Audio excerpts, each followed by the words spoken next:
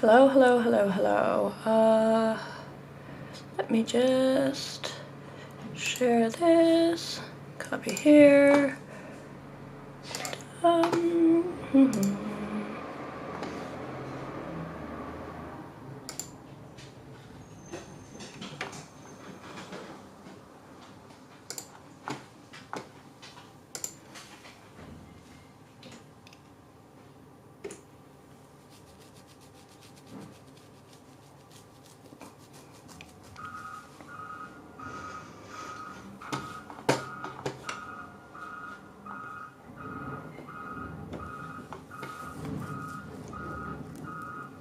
And then where did I put? Aha, here we go.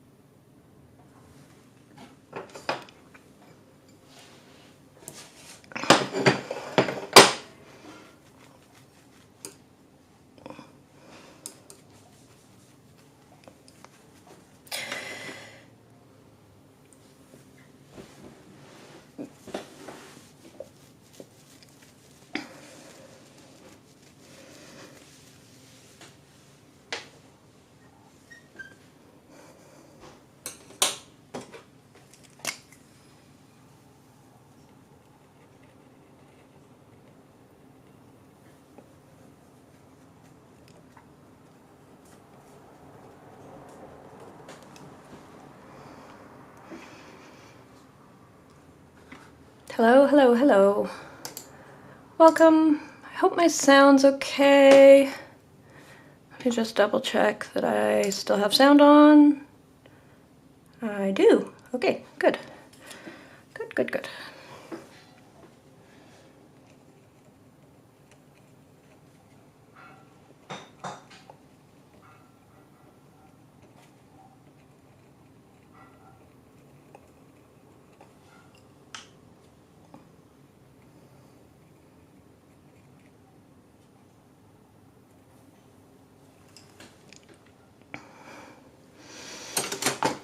Just remove that.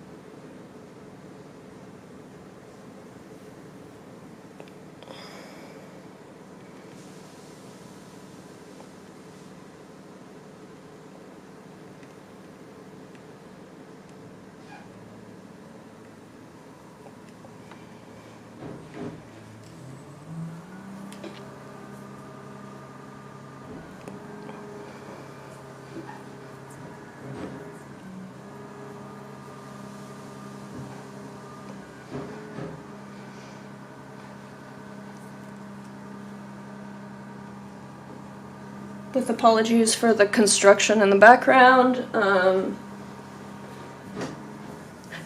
I live across from a factory. Actually, right now that's just the garbage truck, but there's a factory across the street and they're doing some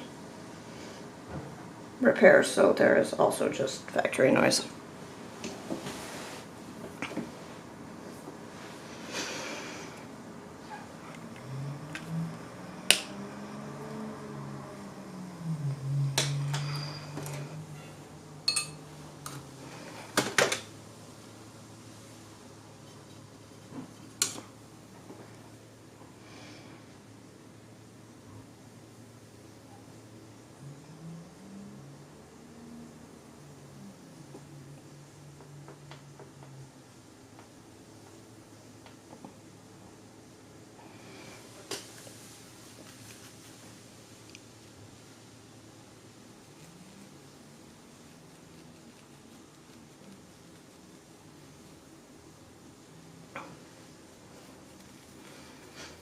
Quiet stream today. There are people, but we're not chatting. Hi. Hello, lurkers.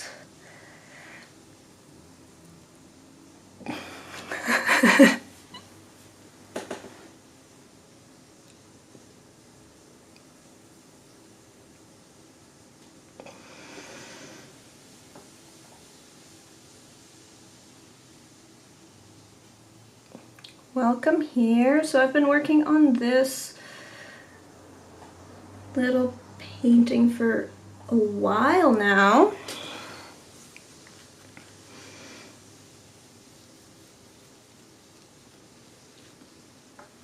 This is Encrusted Saxifrage, which is a Arctic species, little succulent that grows on rocky shoals. Sort of Arctic tundra species. If you haven't caught the earlier parts of this series, I did a residency up on Porphyry Island in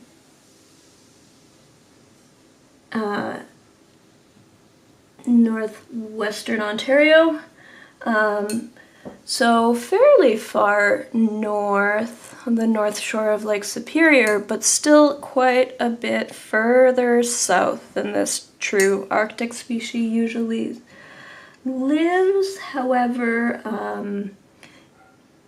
Porphyry Island is a volcanic island.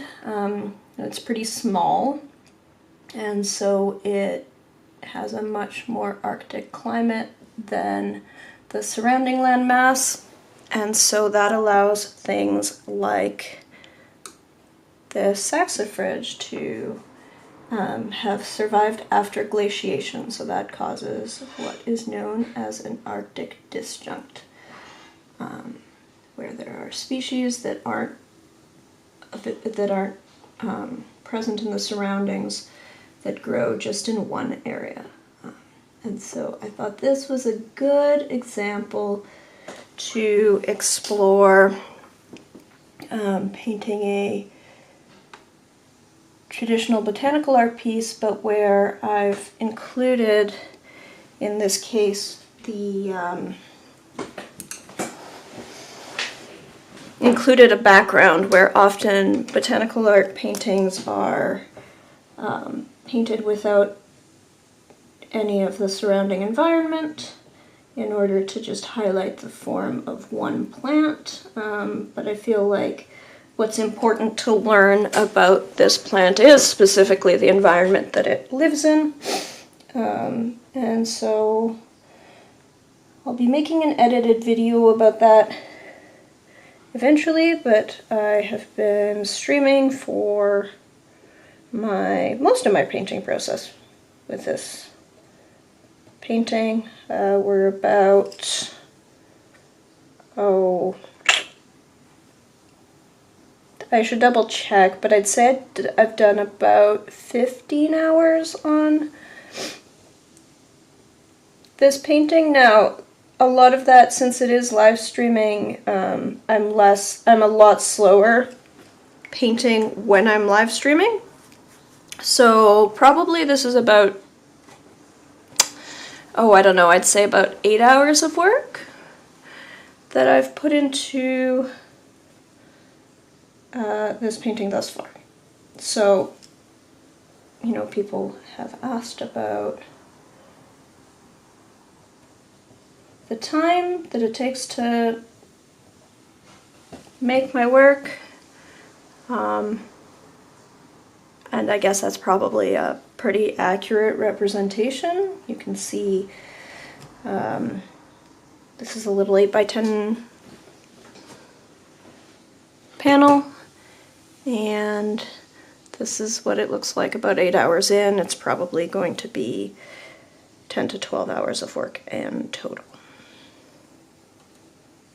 And we'll see if I finish it on this live stream. I probably will get most of the way there and then just have a few more things to pick at afterwards.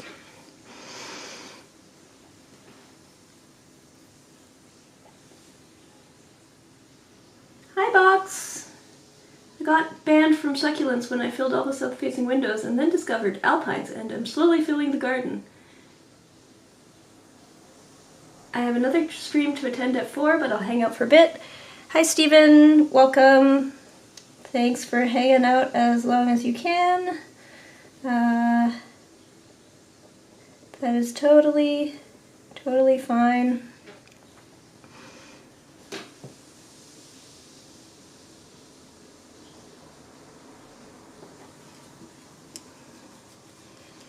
I mostly stream these days to keep myself accountable and make sure that I'm still staying in touch with my community.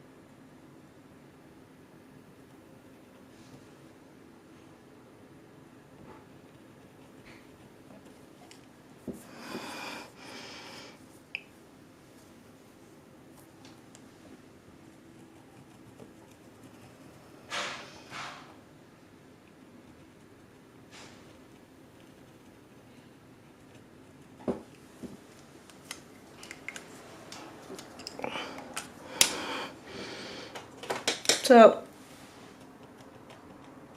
I have some dead pens that I'm using here. I should label them. But I find often dead pens are they're useful. This is a clay board panel, or an aqua board. And aqua board's kind of fun because it's a scratch board, so you can scratch away highlights.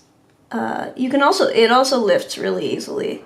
So I am both lifting and just literally scratching away highlights.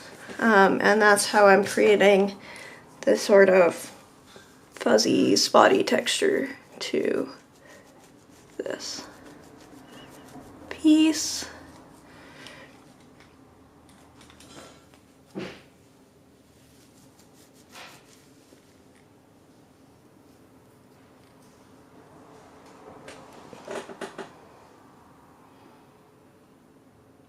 Quiller likes that support.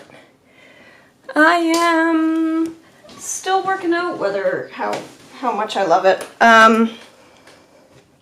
Not entirely sure. Like, it does have some advantages. You can friction off, like here I'm using an eraser on this section just to lift off. I had lifted off some of the paint and I want to get a little bit more off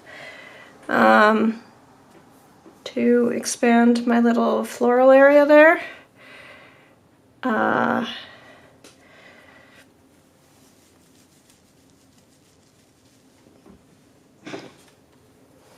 So I can just, you know, throw some water on here and say, okay, I want this off.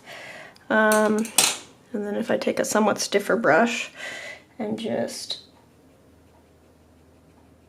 scrub at it a tiny bit, and then take a piece of tissue and I can just lift that off again.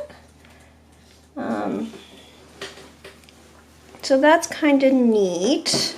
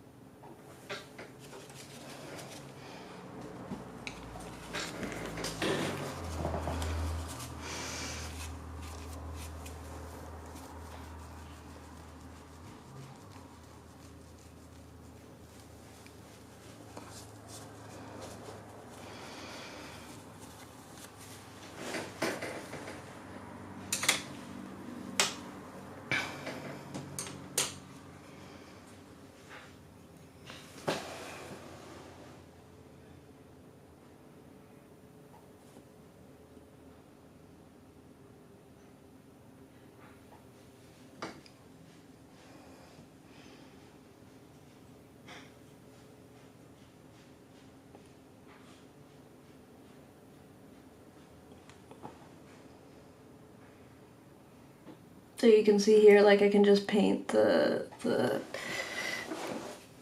stems right into the background, which I hadn't really realized when I started, but that's kind of neat because it means I don't have to preserve all of the spaces for the stems. I can just add them in.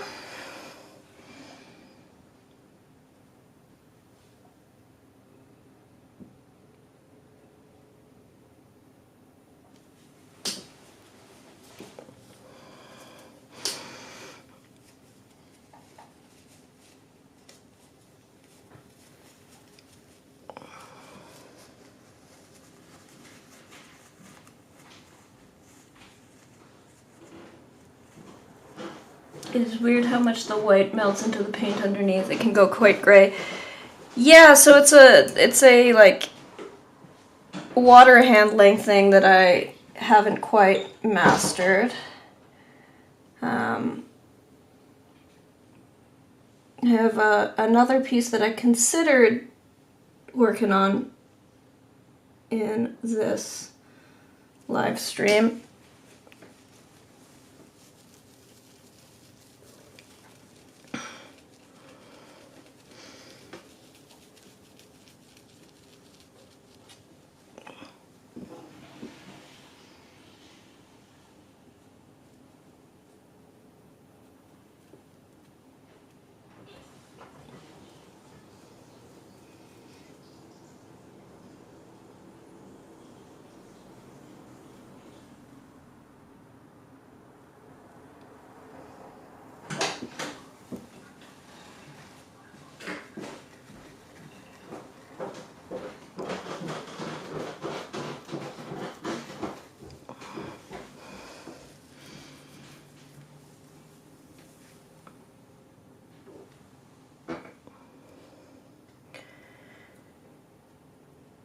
Yeah, I think I'm used to the water handling of regular watercolors, so I tend to add too much like gouache to get like an even layer. You probably want to have quite a bit thicker.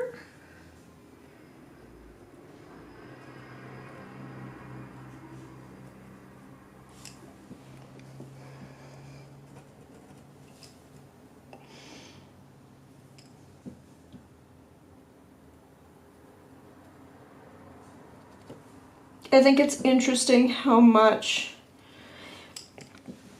our experiences of different media are shaped by what we usually paint with. I just marginally still see the tooth of the paper.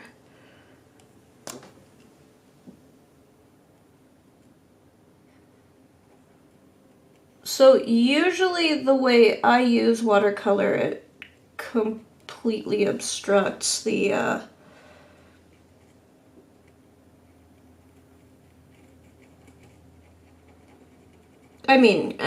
partially because I paint on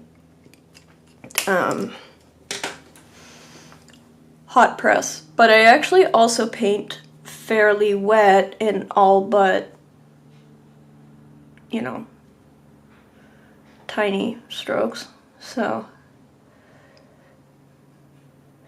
definitely throws me for a loop working with gouache.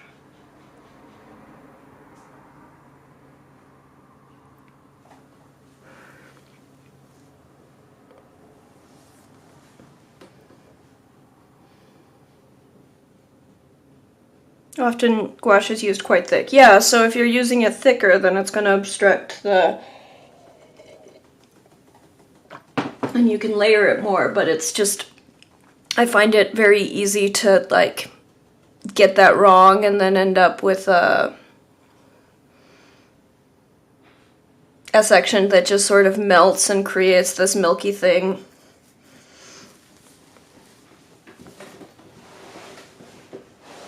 Which is, of course, like my issue with, you know, opaque watercolors as well, is like, that's my hate on yellows, is all to do with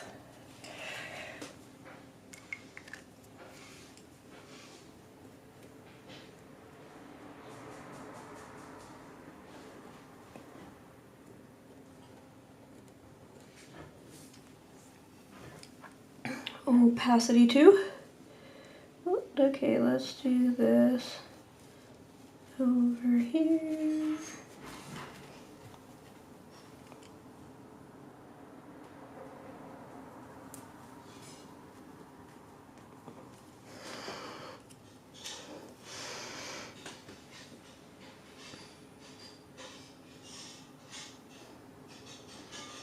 If it swirls like a pour, that is much too thick for me. I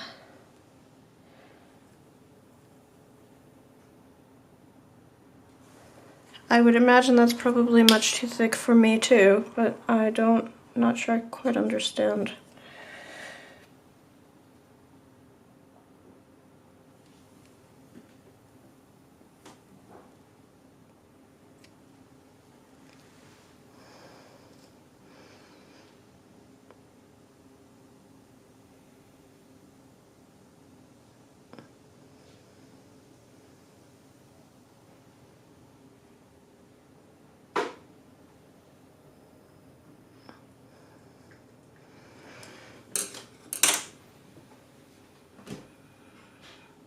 If two thick paints are slightly mixed on the paper.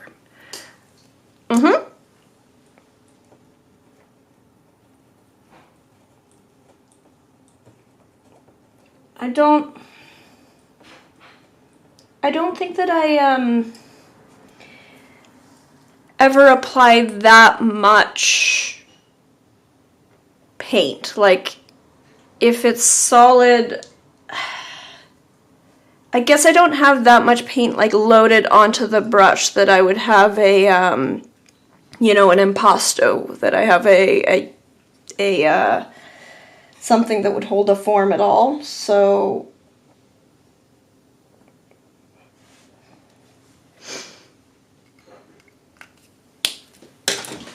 really the only time that paints swirl for me is actually if they're very, very wet. What's that? Go over there. But like if I have super duper wet paints, then I get, you know, sorry, a wet and wet sort of mix where I have my Nicolazo yellow, da da da da da. It's got lots of water. Lots and lots and lots of water. Lots and lots. But like, this is watercolor, not gouache, but I'm never applying paint where it's like, you know, thick, like there's a lot of stuff on my brush, right? So the only time that things are gonna mix is if actually if I'm working very wet, and then they mix, oh sorry, this is off screen, and then they mix this way.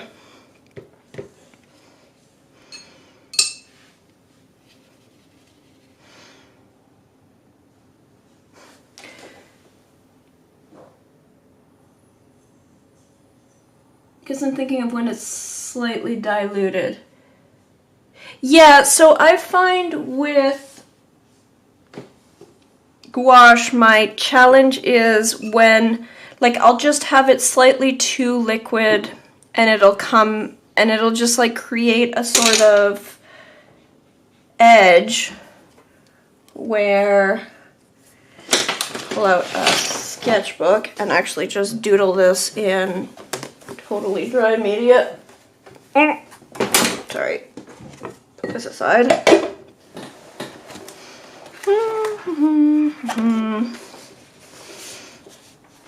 What ends up happening is I have a, sorry, is this?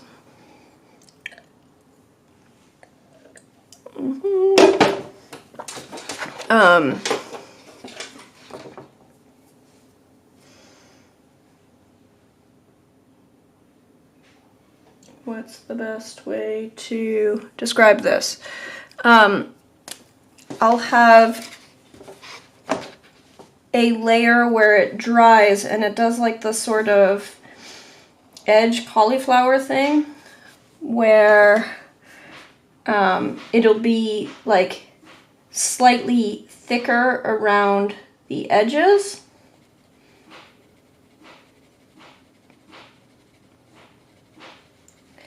And slightly thinner through the middle, which looks just, I don't know, feels like it just looks wrong to me when it's white, like when it's a lighter color on top, where it's like, then I have something that is, sorry, I don't have a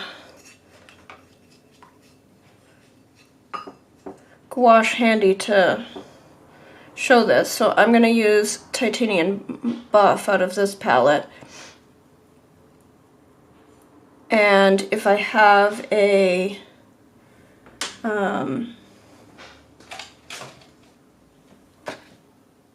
something that's like more of a lighter color in here, and then through the middle I've got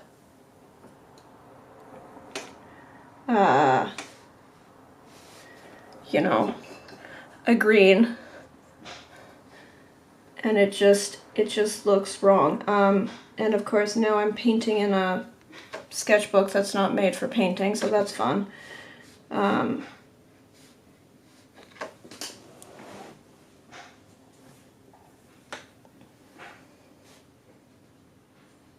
It just, yeah, looks wrong. Yeah, I'm... I don't know that this this explanation is making any sense, but it's what I have an issue with, is like I dilute the things underneath and I get this edge that's like lighter on the edges and darker on the middle, and it just looks kind of muddy.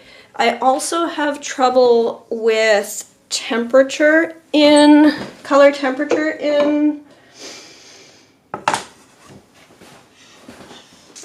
really in any medium with any kind of opacity, but especially something like gouache, where in order to add whites back in, you're adding a white paint, but in reality, white paints tend to be a cool white, whereas areas of highlight tend to be sunlit and warmer.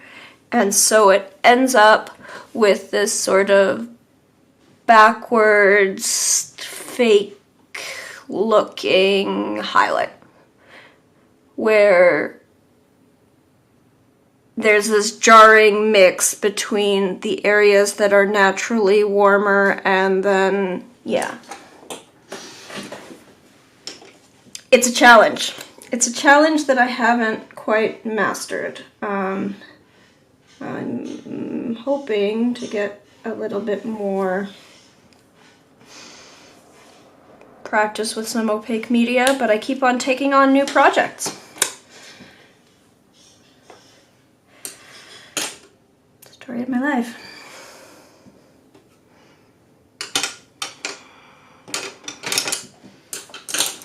Oh, I mean, that's what getting me off track is what these live streams are all about, isn't it?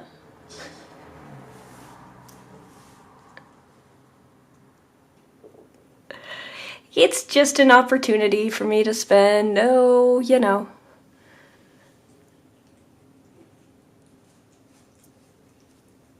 an hour or two every week, just working on stuff that I wouldn't necessarily make time for otherwise.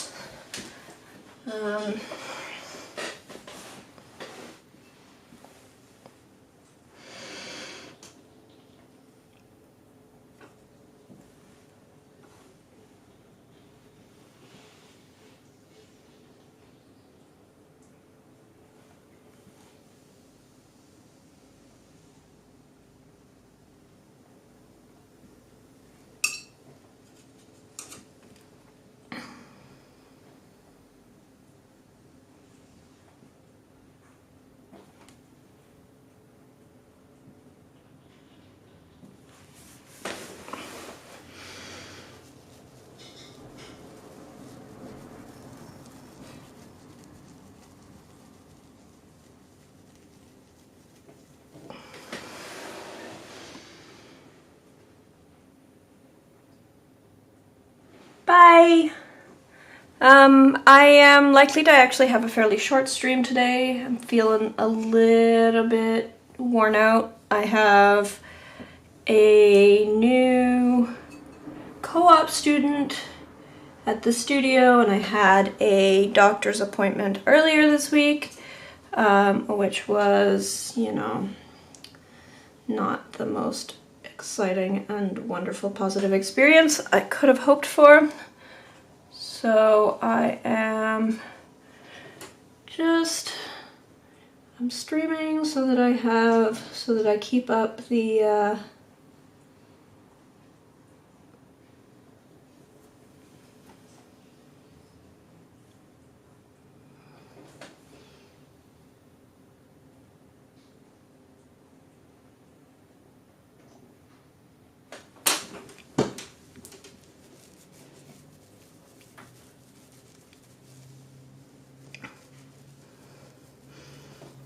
I'm trying to keep up my habit and my regularity, but I am totally fine if this ends up being, you know, one of those streams where I stream for an hour and that's it.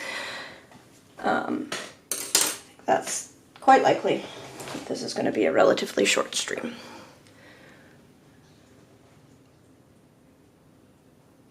Is the clayboard fairly absorbent? Sorry, I totally missed that. Clayboard is completely non-absorbent. I for some reason I thought it was absorbent. It's not. It really just sits on the surface, so you can totally just lift things off. When I first started painting, I tried clayboard like really early on, and I thought it was super absorbent, and I think I was just wrong. I think actually, come to think of it, I was probably experiencing the opposite, where I was building up some really dark colors because it was sitting on the surface, because you weren't losing any saturation to the thing coming, you know, sinking into the paper. So it does build up some really bright colors because of that, but no, it's not absorbent at all, and you can just lift things off trivially by just rubbing at it. So yeah, I'm gonna go grab some, I don't know, snacks or something. I'm actually feeling hungry, which is new and exciting.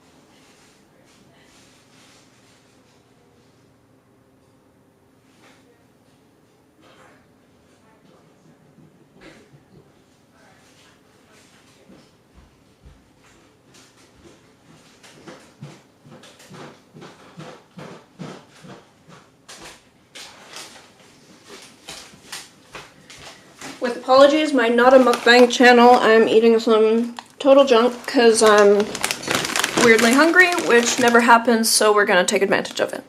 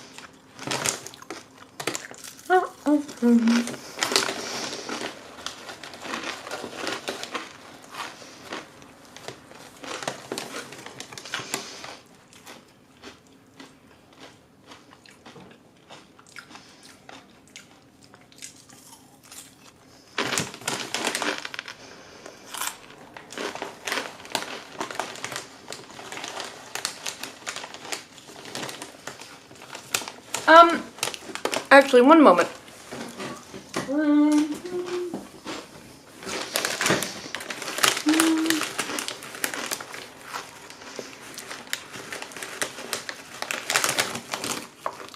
Sorry to everyone who's just listening to me crunch a bag of chips. I'm, yeah, weirdly hungry.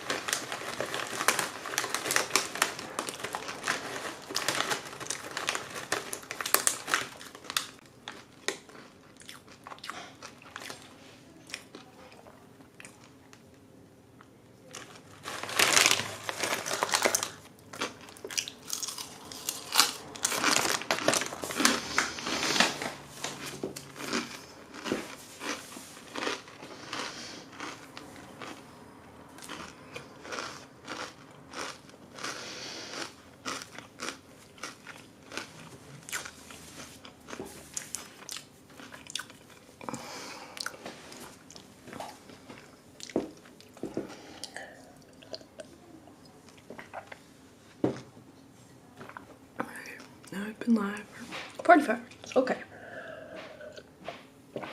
Cool, cool, cool. Back to work.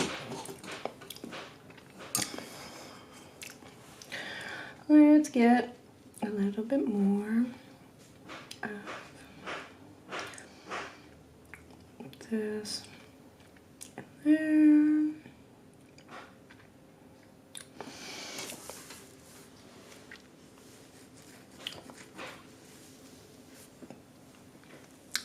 And in there.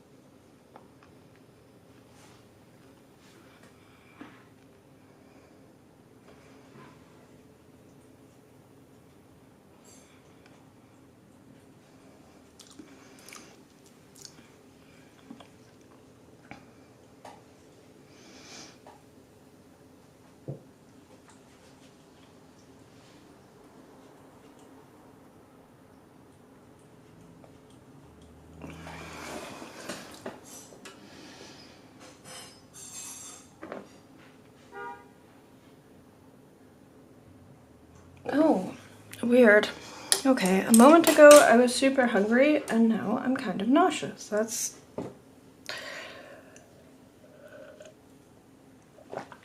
My body's been doing very weird things to me lately.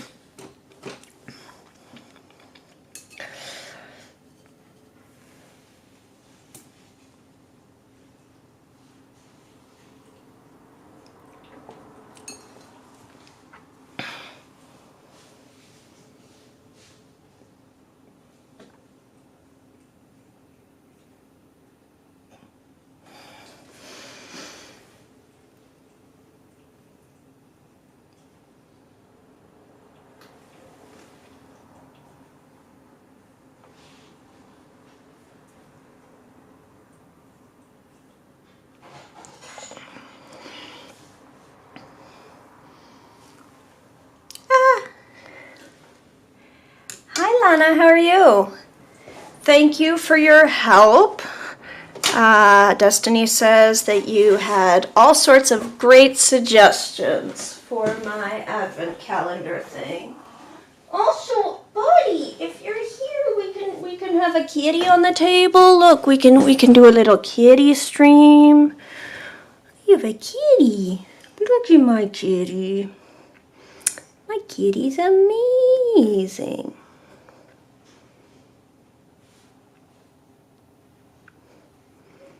It's a good kitty. That's a good kitty. You're a good boy. There's my good boy. Yeah. Yeah, you're a good boy. Oh, hi. Are you helping? You're helping. Oh, buddy. Okay, let's get the painting out of the way. Get the painting out of the way if you're gonna be here. Yeah. Thank you. Thank you, buddy. Yeah. Oh, good boy. Good boy. Good boy. This is Neuron. I know, you're the OG.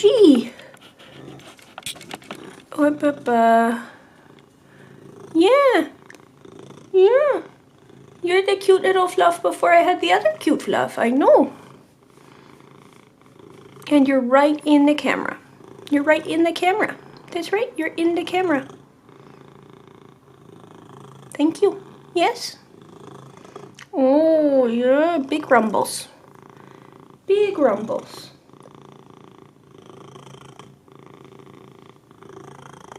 Okay, yes, we can't really see anything when you're in the camera. Yeah, let's see. Is that better? Is that a better spot on the camera, or is that even worse? Do we need to... Okay, maybe if I just lift this so that we have a little bit more room here. Oh, yeah.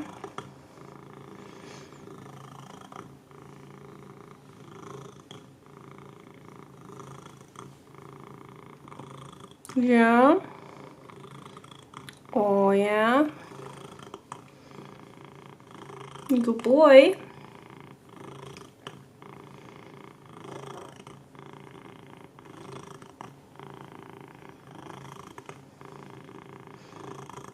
Yeah, it's been a while since we've just had a kitty camping out on this table, I know.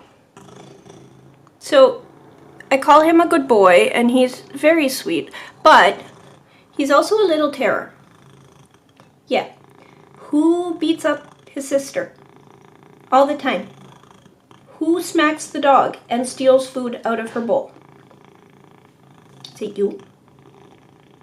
It's this. This steals food out of the dog bowl. Do you steal food off the dog paws? Yes. Yes, you do.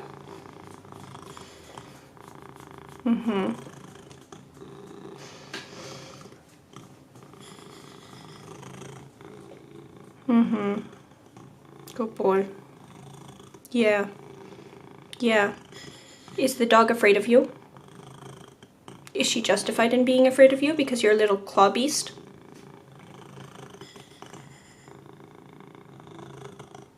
Yeah, but she thinks she thinks you're so cool, right?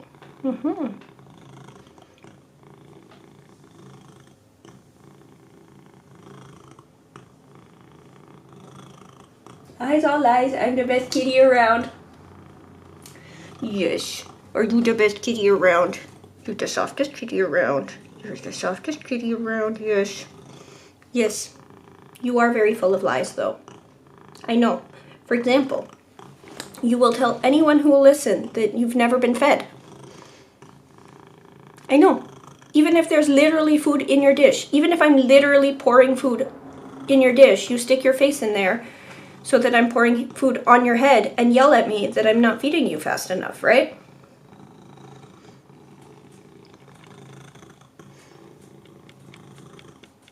Yeah, that's a good boy. That's a good boy. That's a good boy. Thanks, Neuron. Okay.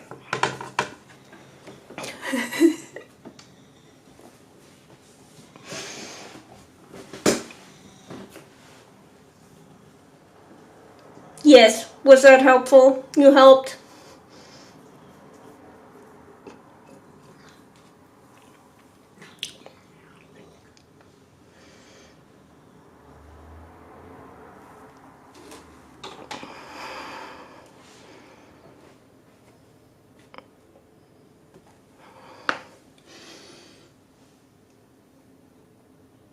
He has a very trustworthy face. Uh-huh. That's probably why he gets away with all his lies.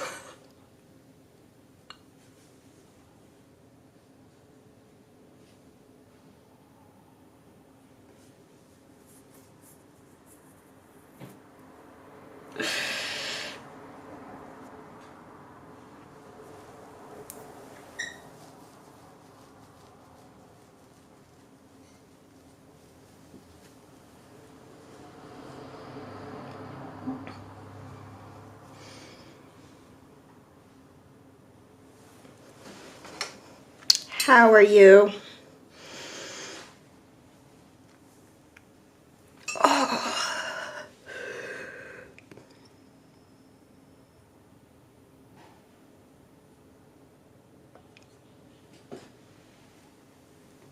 Lies? What lies? So, we've discovered a few things about that little liar. See, I had a routine that I'm now changing because of little liar over there. I had a little routine where I was getting up every morning quite early because Ember demanded to go outside. And when Ember was a puppy, she needed to go outside because she needed to pee. And then she was past the age where she really should need to go pee that frequently. But you see, she's a mixed breed and she still has a kind of undersized bladder, so I thought, okay, well maybe she still needs to go outside really early, so I'm still gonna get up at 7 every morning to let out the dog. Until one day, we traveled over the summer and I discovered that no, actually she does not need to go outside at 7 a.m. She doesn't care. She's happy to stay inside until 11 or later. So then we come back home and she starts, within a few days, she starts right back up with she needs to go outside at 7. And I fell back into the pattern of I get her out at 7 because whatever. But I was on meds that knocked me out, so I was completely unaware of what was actually going on until recently. Now I'm on meds that give me insomnia, so a few weeks ago, I managed to witness what actually happens. What actually happens is that starting at 6:30, the cat starts smacking her.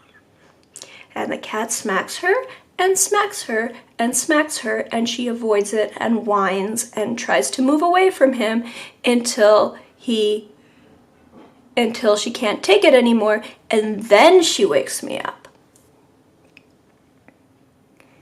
So really, it's not her waking me up, it's her trying to stop getting smacked because the cat wants to get fed.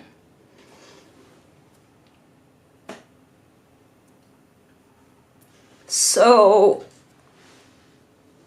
I stopped feeding him in the morning because I would get up, let her out, and then feed him his first meal, and he is a little pig.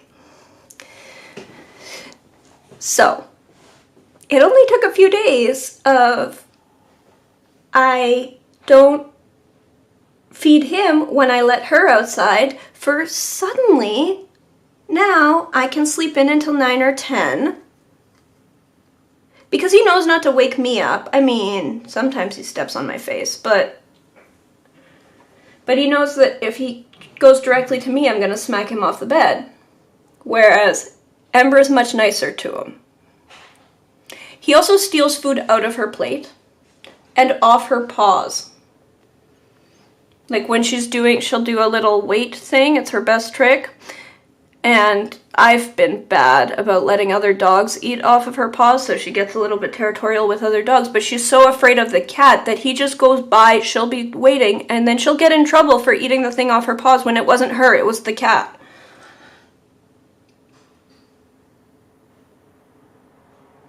So, I have a mean little cat who bullies my dog.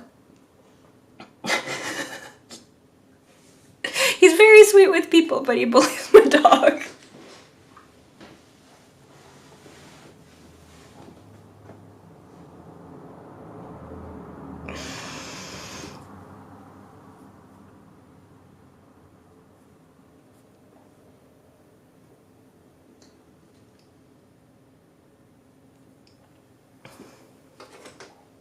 Yeah, Ember is a good girl. I mean, she has her own things, but she's very, very good when she's on duty, but then she knows that she's the boss the rest of the time, so she comes in and, I mean, you saw her yesterday with the we need to go to the park right now. That's Ember's thing.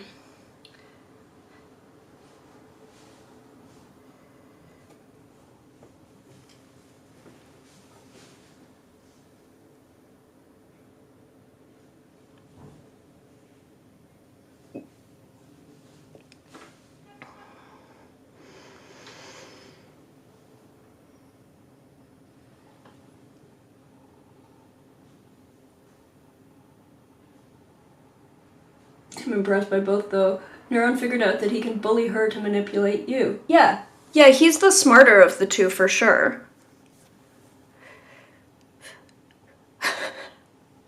Like, Ember's smart for a dog, but that is, you know, for a dog is working hard in that sentence. Neuron's actually just smart, but... But he's a cat, but he's, you know... super, transactional, shall we say. He's very sweet and snuggly because he likes your warmth, but, like, absolutely if something happens to me, he's eating my corpse. You know, before it's even cold.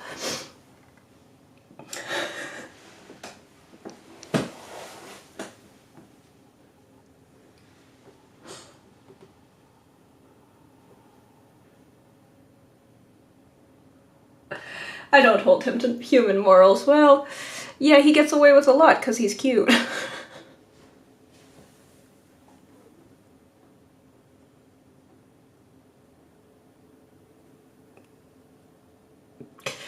I will say that he's not used claws on Ember, including he was super gentle with her when she was a baby. Like, he recognized, you know, this stinky loud one is a baby, and he never hit her, he never whatever, until she was a fair bit bigger.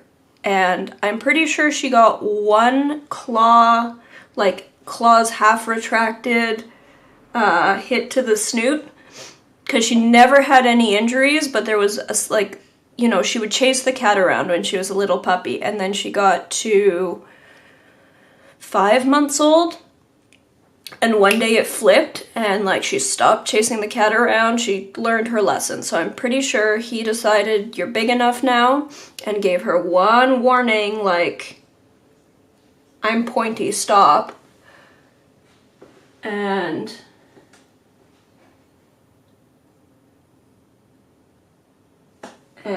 she, now it's like, she loves him, like, she follows him around, she thinks he's the coolest thing ever, but she's definitely afraid of the cat. But there was no visible injury, so, you know, he could have injured her, he didn't. And now I've seen him smack her. I think the claws are usually in when he smacks her. Because, again, she's never been injured.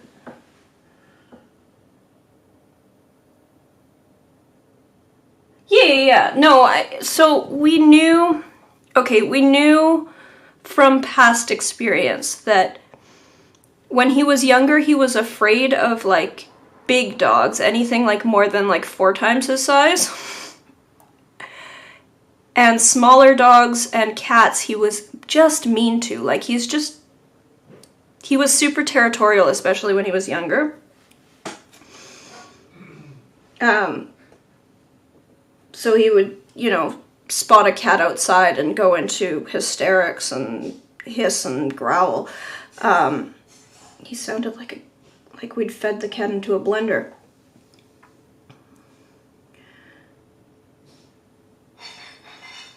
So we knew when we got a dog, we'd need to get a puppy, because first of all, he would probably take better to a puppy, because we know that he's very nice with human babies, is the other thing. I mean, he's nice with all humans, but with human babies, like, little children can pick him up, turn him upside down, pet him backwards, yell in his ears, and he obviously doesn't like it, and eventually he'll run away, but he won't hurt them. He'll just give me this look like, oh, you owe me salmon afterwards. Like, you owe me the good stuff.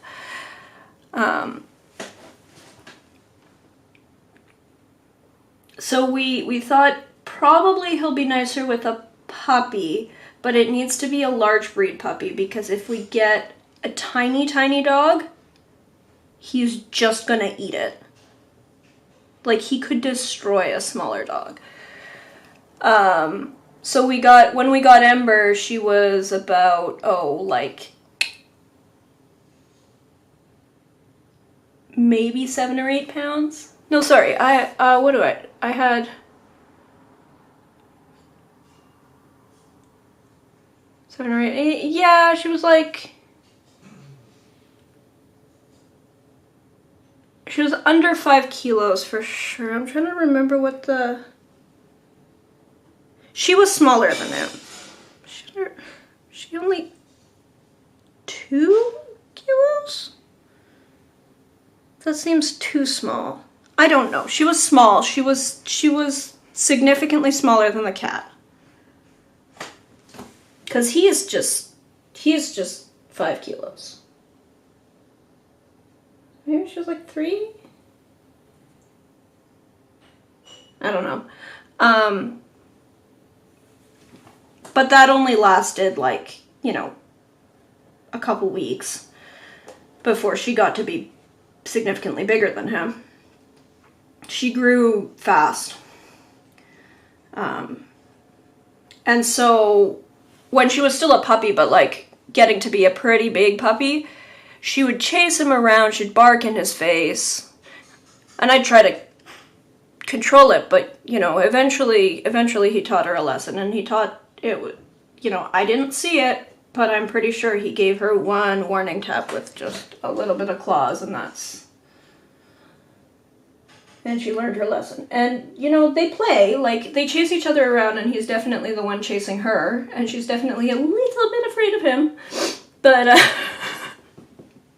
but they have fun. They're buddies. They check on each other.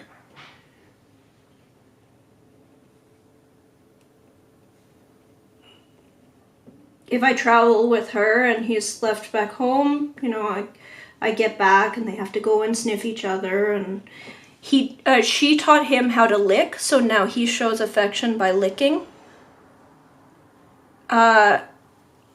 I also have a command for her called Stinky Face, because she shows teeth when she's playing and it freaks out other humans. So I put that on a command, and when I'm giving them treats, I do training for her and I do training for him too. He's very stubborn and won't learn commands, except, you know, mostly he'll learn anything that she is struggling with, he'll pick up immediately just to show off. So it took her a while to do Stinky Face, and now he'll sometimes do Stinky Face on command, which is hilarious. He also does spins and other things, but like he'll refuse to lie down. It's been... This cat is 13. He knows how to lie down, he just won't.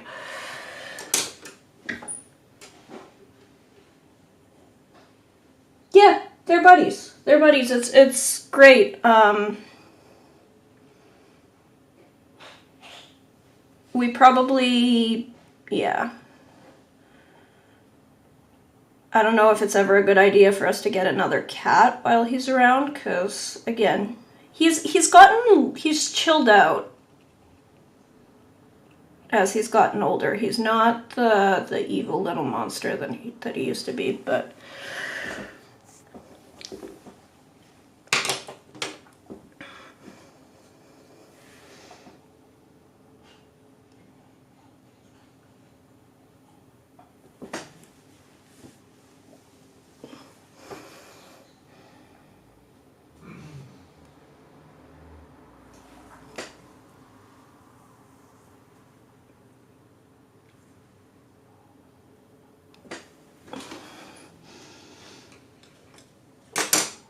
yeah, well, it's very much that. So when he was the only animal in the house, I would try to train him, because, you know, cats they're smart enough to be trained, but they're stubborn.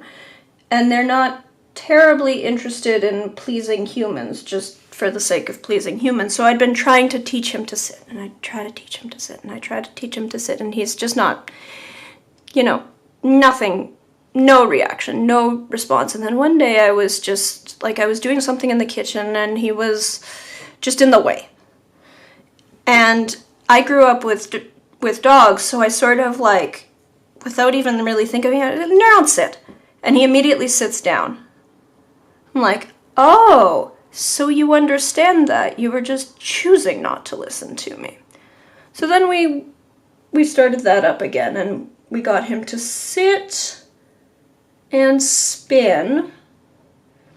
He hates doing lie down. Like, very, very, very seldom will he ever lie down on command. Like, obviously he lies down all the time. He spends like 18 hours a day sleeping, but not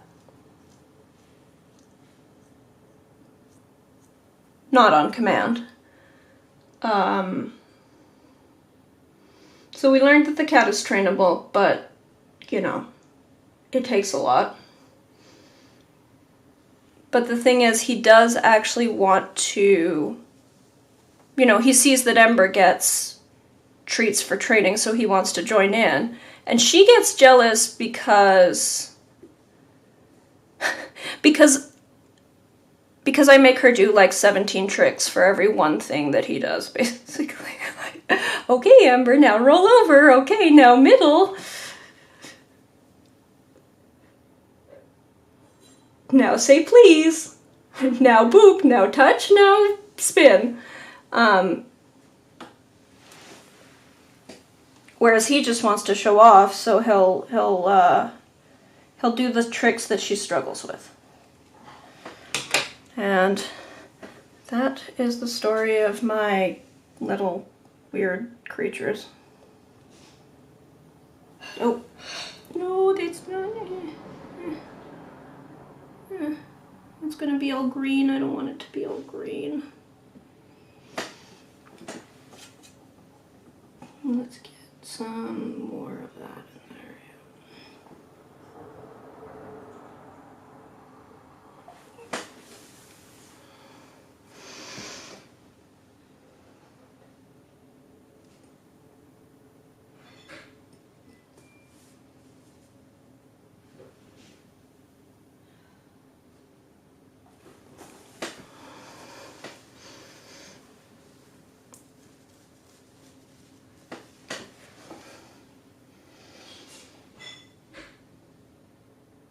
He also trained himself to pee in the toilet. He's a good little buddy. Yeah, he's a good little buddy. Meow meow. buddy that's never been fed in his life.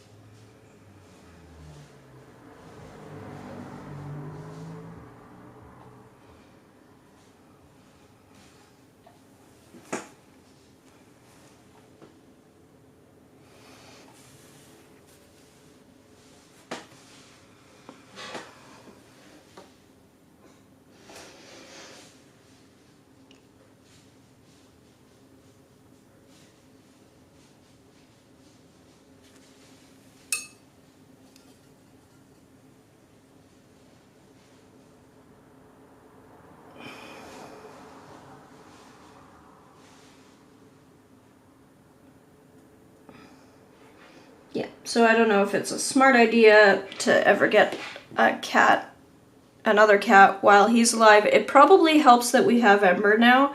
He's also gotten used to other big dogs because sometimes my parents take care of him and they have a big dog.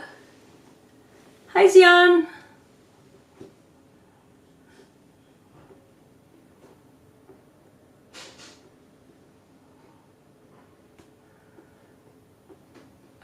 So he's used to their dog, and also sometimes we'll have friends over, and because, you know, I've made friends with all of Ember's friends, humans, we'll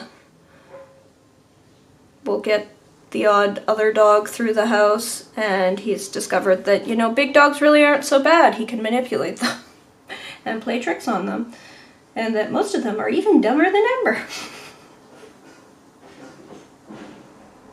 Because again, Ember's smart, just, you know, for a dog. We joke about, for example, so I taught Ember to count. She can count to 3 reliably. She can be prompted to count to 5, but I'm pretty sure 4 and 5 she's not actually counting. She just knows that if she keeps repeating the command. So I'll tell her, like, 2 paw, 3 bark, and she'll do the thing 1, 2, 3 times. But if I tell her 4, she'll do 3, and then she'll wait, and then she'll go again. So, like, I could probably tell her 7, and she would do 7, just increasingly confused, but she's not actually counting to 7. She is counting to 3, maybe 4. We figured out that she was counting because I have a niece and nephew. My sister has 2 kids.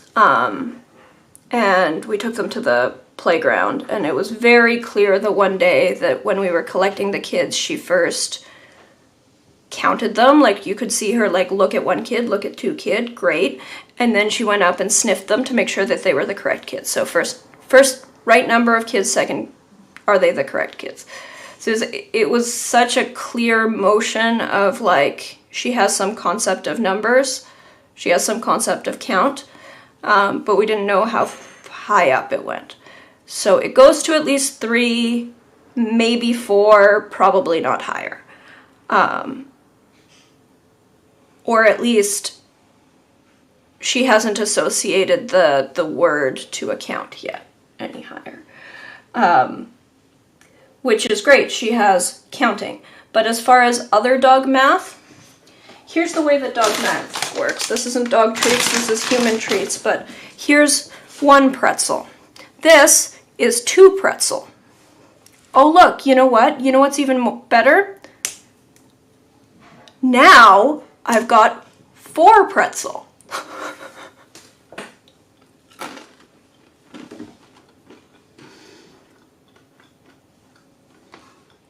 Crows can actually count up to 15 or so in a very, very short amount of time. Yes, and there have been, you know, better examples of counting dogs that show that they can count to, like, usually 5 or 6, the smarter dogs, and that they can do some basic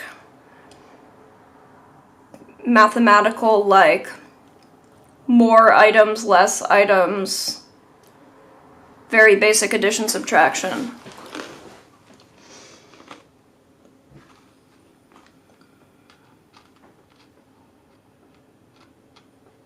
Yeah.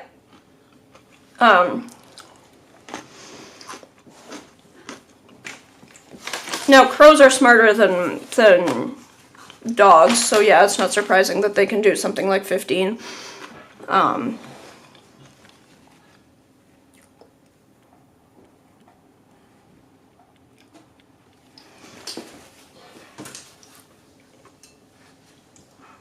Whereas dogs can't quite get up that high, but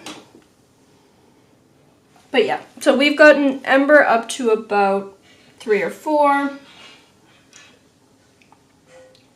And I just attach the number to a command and then have her do, you know, can I have 3 paw? And paw is hilarious because she'll do 1 paw and then the other and then the third.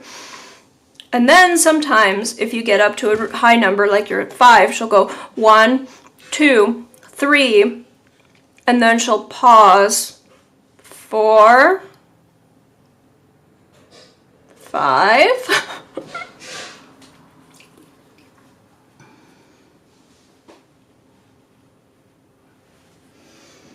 There's some pretty impressive things with animals. Their visual memory is often much better than humans. So including like great apes, they'll show a series of, so the great apes can count high. Like they can be taught, you know, to count to 100. Like they can be taught, you know, and numerals. So they can be taught to recognize the sequence, you know, 1, 2, 3, 4, 5, 6, 7, 8, 9, 10 symbols, and also then continue 11, 12, 13, and understand that that's the order that those symbols go in. And there's videos of chimps that are shown a screen where they flash the numerals onto the screen and then they hide them and just replace them with, like, you know, stickers and watch the chimp. So the screen will say something like, I'll get my sketchbook.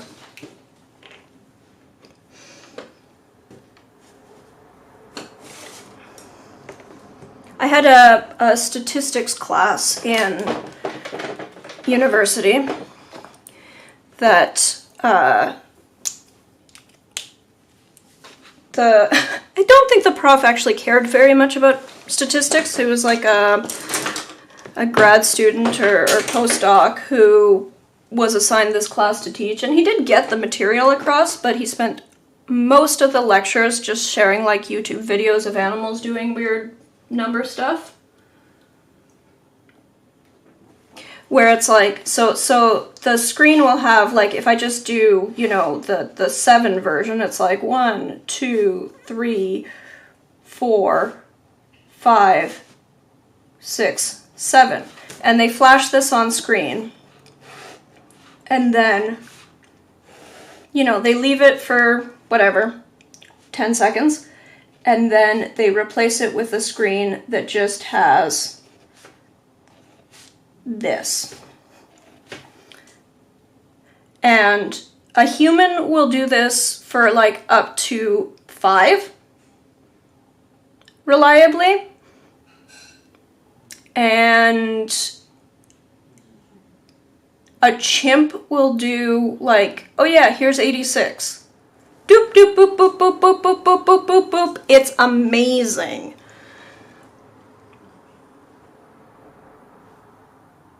Oh, I had to do statistics. I actually really enjoyed statistics. I was thinking about this the other day. There was this weird elitism in I did civil engineering, and there was this weird elitism in engineering about, I feel like there was this treatment of statistics isn't real math somehow, like calculus is real math, algebra is real math, statistics is fuzzy math. It's like math for artsies. I actually enjoyed it. Like, I think I enjoyed it. I mean, to be honest, I got some enjoyment out of math in general. I got some enjoyment out of calculus, so there, you know. But I was thinking about this the other day. I think I actually, like, I genuinely enjoyed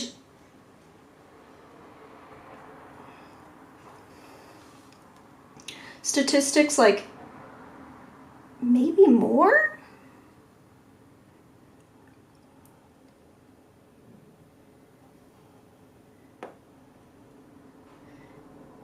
And I was wondering whether... So there was this elitism in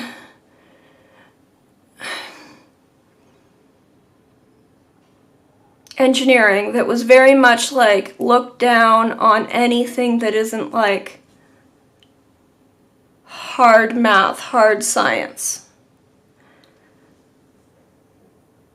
You know, anything where there's some uncertainty, subjectivity, unknown.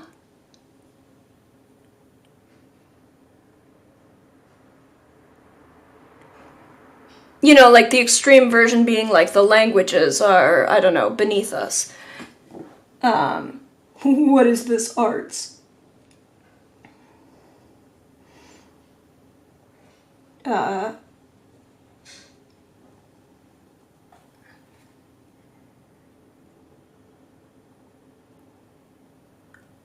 Just sort of wondering, like, was that actually part of why I did enjoy? Like, so there was this hate on for statistics specifically, and this is like in a context of like our classes were just, you know, math on math on math on math. But there was this hate on for statistics, even in the context of like, it was generally understood that like, yes, and differential equations is harder than statistics, but there was just this like, ugh, statistics. Probability.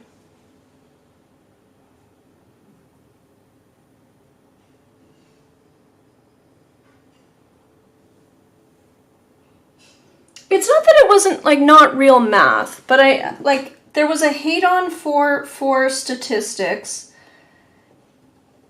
for probability, that like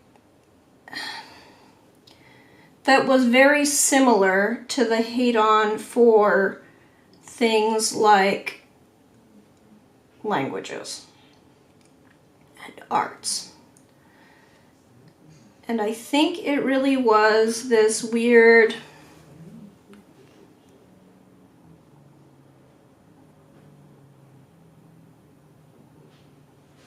unknown, no ground truth.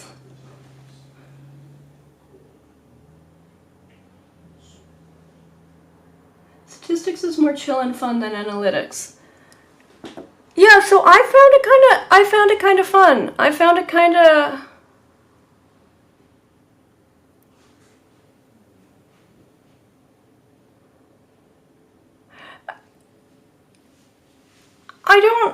I don't have a real answer here. It was just a thing, you know, I've just come off of some meds that had completely knocked my brain just flat, and so I've had a mix of some memories and like, you know, things like running around in my brain in a way that I haven't had in a while. That's nice. That is paired with, like, I also have some very impaired memories of my time in university for different reasons, just for stress and anxiety reasons. And so I think I was just...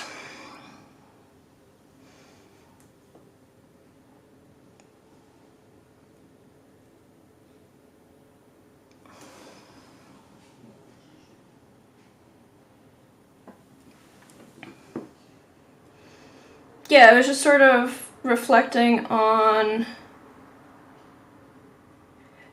because there's things we carry. I mean, I know that I finished an engineering degree, and in retrospect, part of the reason why I stayed in engineering is that at some level I must have bought into this. I think it's a coping strategy.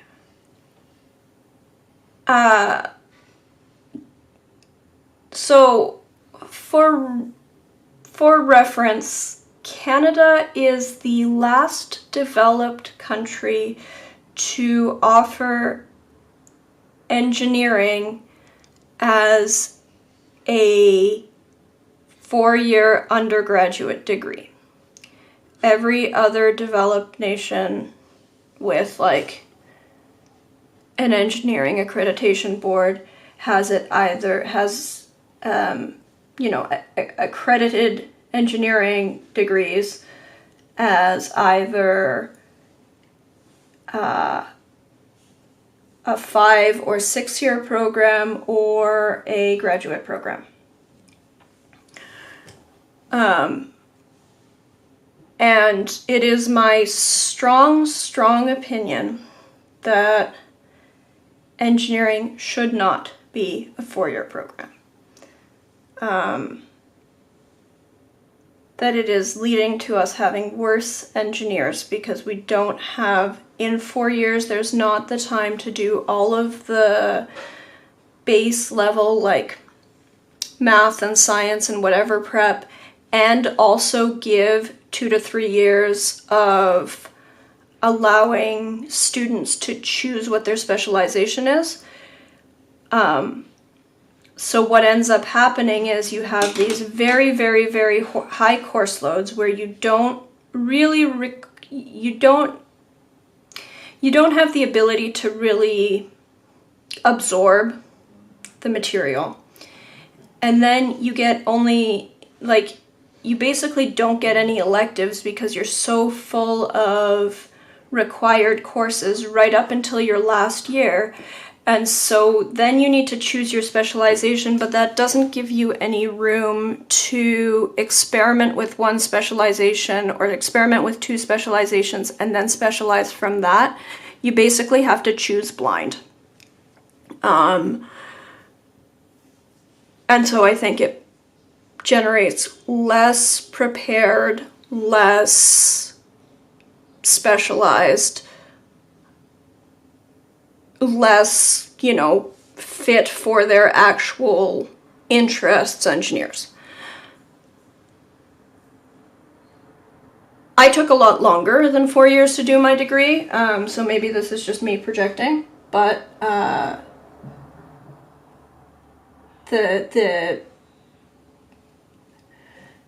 there's a pressure from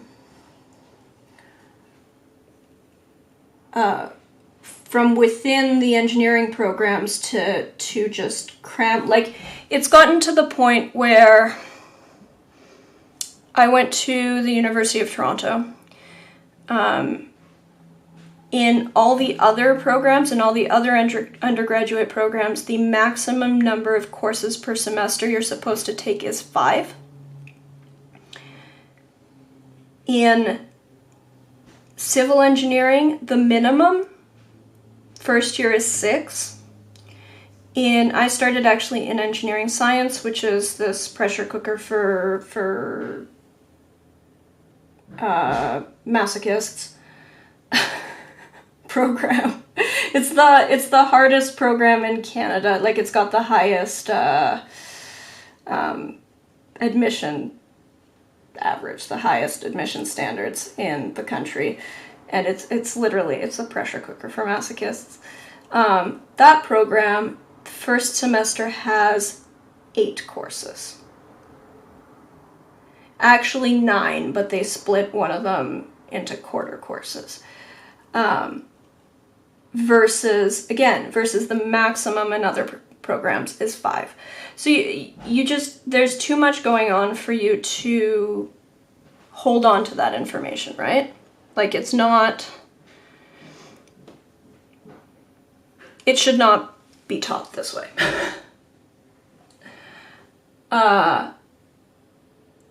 But because it's so intense, the students have to find a way to cope and make themselves feel like it's worth it. And so there's this culture within engineering where it's a bit of a cult, where, you know, they'll literally say, oh, well, engineers rule the world and everyone else is flipping burgers. Which is obviously not true. Like quite obviously, there are lots of jobs that aren't engineering or flipping burgers.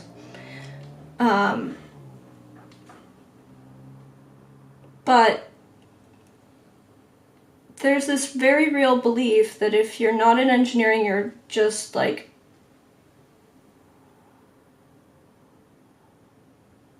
you know, that this is the only way, and that you have to go through this hell in order to have a good life afterwards. So I think, you know, even though it was really not really the field for me ever, part of the reason why I toughed it out is just I bought into this idea that this was, you know, this is how I'm gonna somehow something.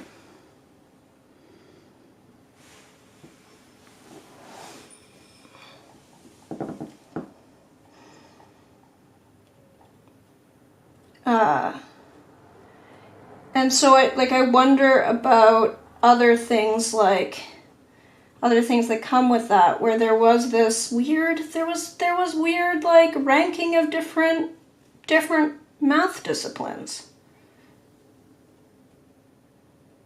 where it wasn't, you know, like, people could love or hate calculus. There was lots of hate for calculus, but there was this feeling like calculus is somehow more worthwhile, more valuable, more mathy.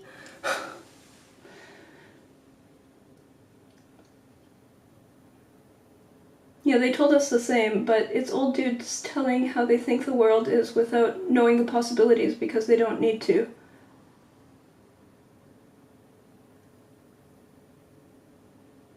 They told you the same.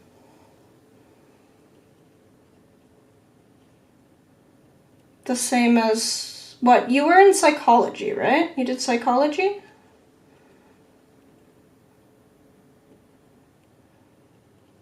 That it's just psychologists in the world?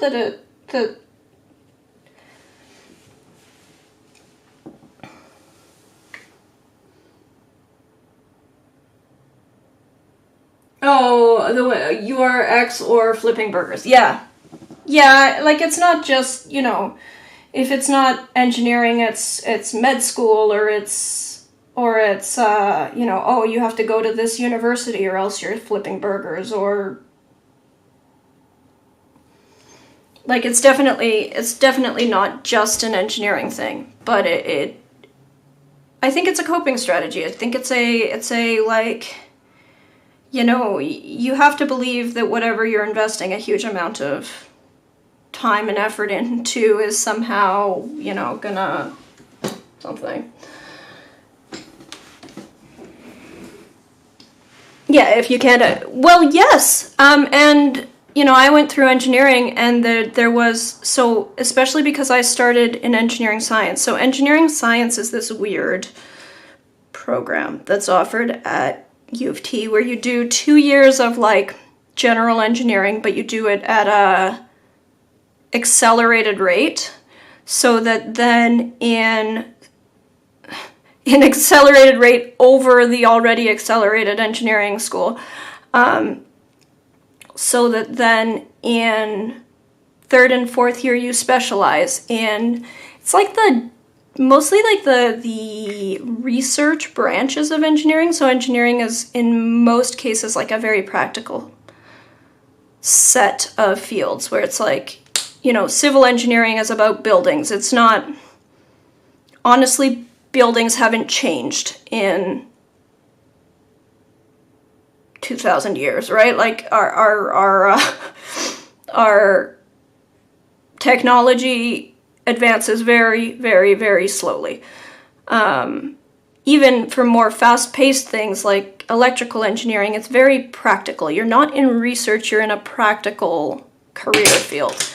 But there is such a thing as engineering research. And so engineering science was this preparatory program for people who wanted to go into engineering research. So it was like things like aerospace or biomedical engineering, or so you could specialize in all of these like highly specialist fields. In third year you chose a stream. I didn't get there. I switched out. I went into civil engineering.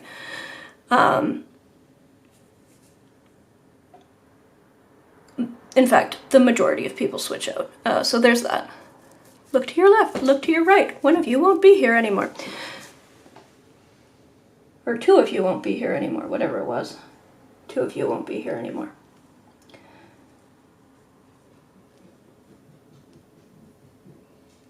Fun fact, there are lots of unemployed lawyers in Germany. Well, so then there were the ENSCI, engineering science, was a popular choice for people who wanted to do the trifecta. So the trifecta is you get an undergrad in engineering, then you go to med school, and then you go to law school.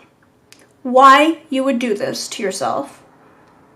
Why? Why would you choose to spend well over a decade of your life collecting professional degrees where you're not going to work as an engineer, doctor, lawyer? Like, that's not a career. You're going to have to choose one. Why would you choose to put yourself through this ringer? I don't know, but I know people who have done it.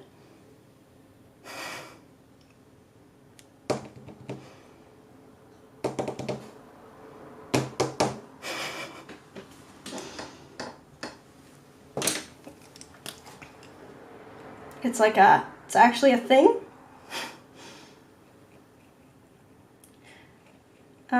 And yeah, so engineering science was a popular choice for people who were intending to do that. Well, you have to have hobbies, even if it's collecting degrees, right?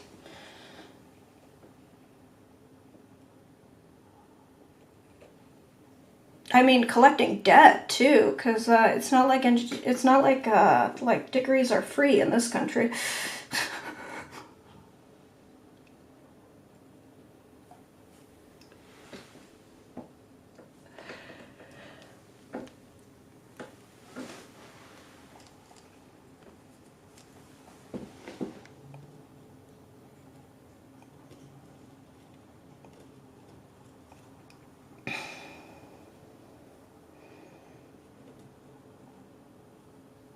It also just, like, it just doesn't make sense because, you know, one or two of these things, okay, but I don't know. The best engineers I know, it's because they're really, really interested in their field. You know, I worked with a consulting civil engineer who, every time I spoke to him, he was talking about his, you know, he's taking an upcoming trip to some far-flung place so that he can admire this bridge and this, that, and like the way he talked about reinforced concrete almost convinced me that I actually, that reinforced concrete might actually be an interesting thing. And then I remembered that I took that course and hated it. It doesn't really make sense to me, like, who's the person who is, like, super interested in whatever branch of engineering, and also super interested in medicine of the human body, and also super interested in arguing things in court? Like, it's you know, you're not going to be good at all of these things because you're not going to be interested in all of these things. You can get good marks, but good marks doesn't mean you're a competent whatever it is you chose.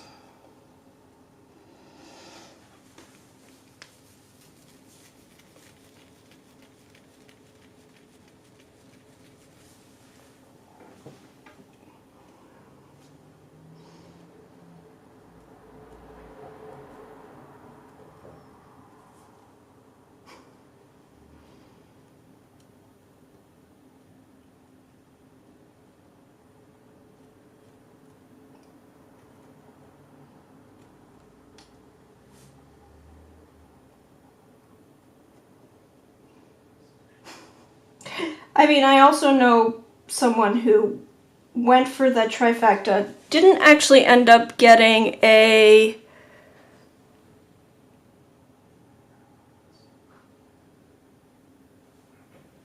full engineering degree, switched into pre-med, then switched into law without getting a medical degree.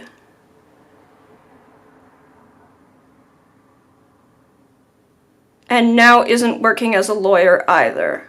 Now, she is working a little bit closer to lawyer stuff, but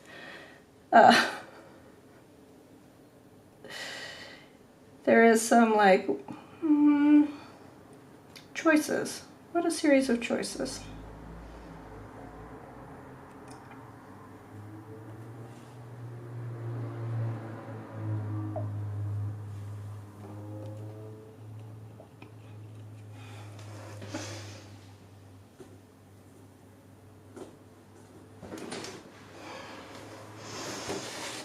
Anyway, well, we got on this subject because of statistics, probability?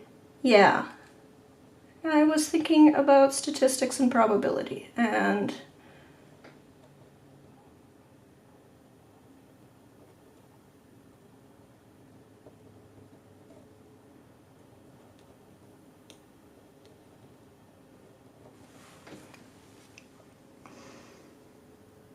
what were my thoughts on statistics and probability? Why was I...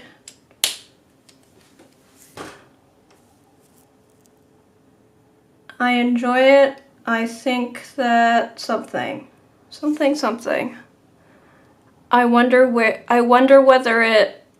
I've been trying to, I guess, make sense of my own series of interests, my own things and how they all fit together, and what's the logic that connects how I went through engineering to, and like what interest I found there to what I do now. And so, I mean, a big one is it's technical communication. I got an engineering degree, but the truth is I survived engineering by being a technical communicator, by being a really good writer at the time. And unfortunately, my brain issues are making me not as good a writer as I used to be. But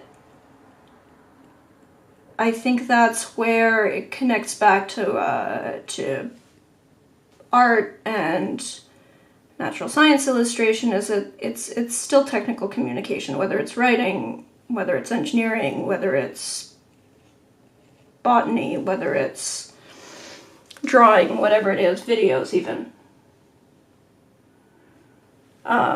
That's where, well, yeah, I mean, obviously that happens, and like, it's not like mine is all that more sensible. I went from, oh, I'm going to do medical illustration to doing, I'm going to do biomedical engineering, no, I'm going to do civil engineering, no, now I paint plants. Hi, Stephen. We're talking about engineering snobbery and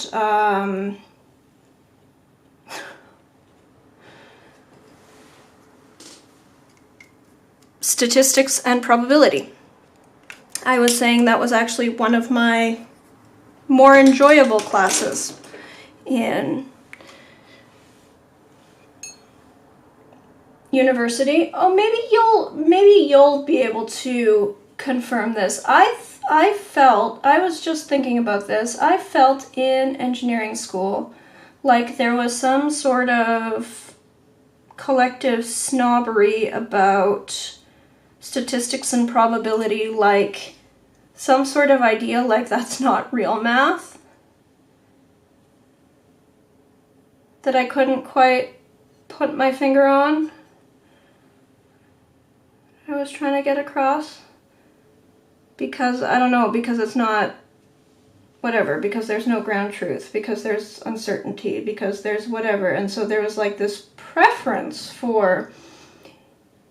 even if, like, you know, in some ways people might hate,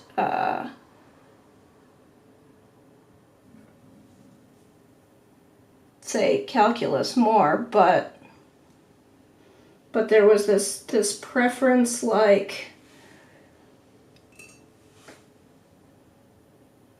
in terms of value, there was like this idea of somehow statistics and probability being less valuable, maybe? I don't recall any stats. We are the engineers. We can demolish 40 beers. We would boo when the prof mentioned Taylor series, which I never understood.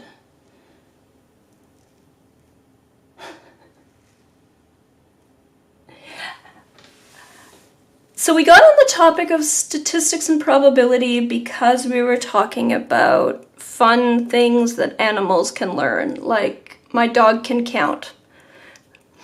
My dog can count, but she cannot divide. Here's some dog math for you.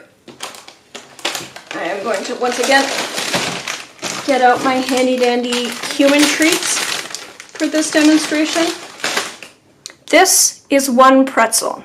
And then you say, Ember, would you like 2 pretzel? And she gets all really excited, and then you do this. And look, now this is 2 pretzel. And this, oh my goodness, I can do another magic trick. This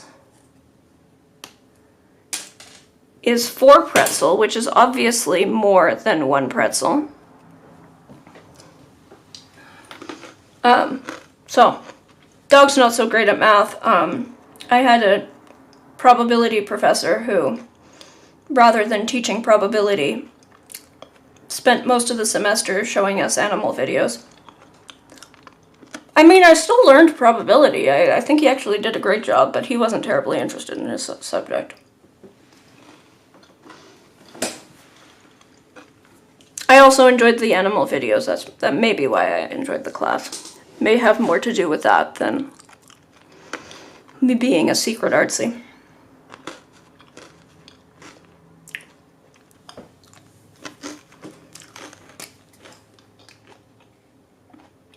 That wasn't civil engineering. I was wondering whether, was that in Enci? Because I started out in engineering science.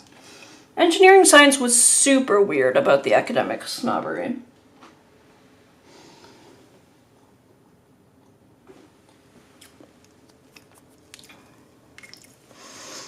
So the thing is, like,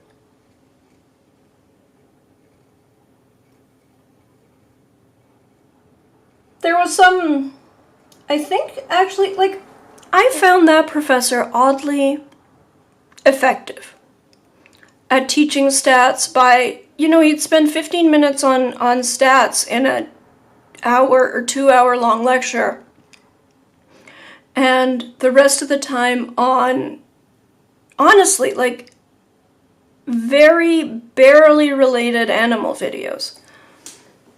And talking about, you know, video games and whatever. Like, his research was not at all related to stats. He was like a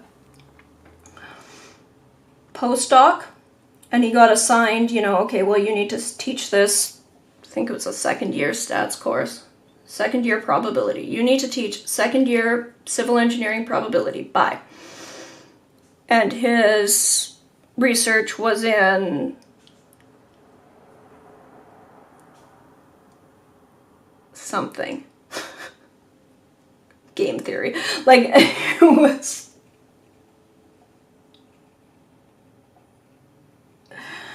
and he was very open about, like, I'm teaching this course because I got assigned this course, not because, you know, I have some passion for this course, so we're going to get through this material because we have to.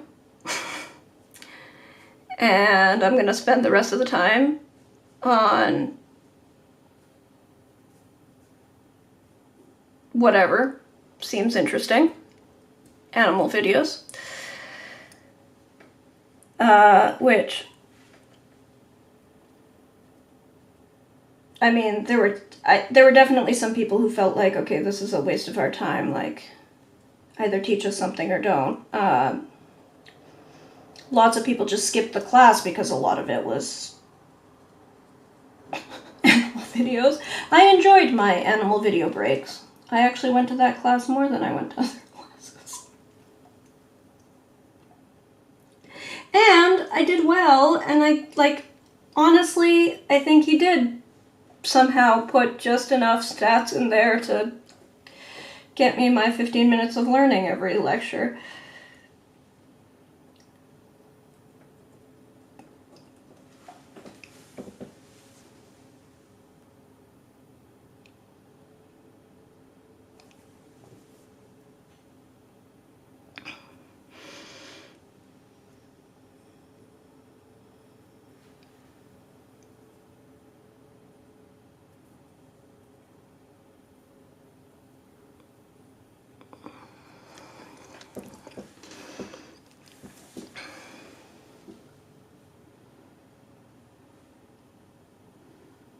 Animal video break?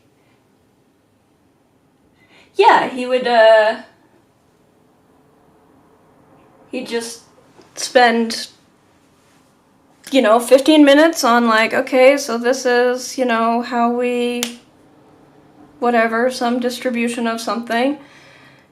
And then he'd tangent into, like, the video of the chimp picking numbers, or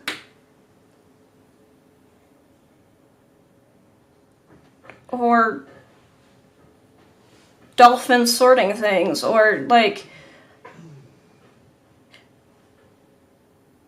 there was a good, like, 3/4 of every one of those classes had nothing to do with probability and statistics, which is kind of stunning, given how dense most of my classes seemed.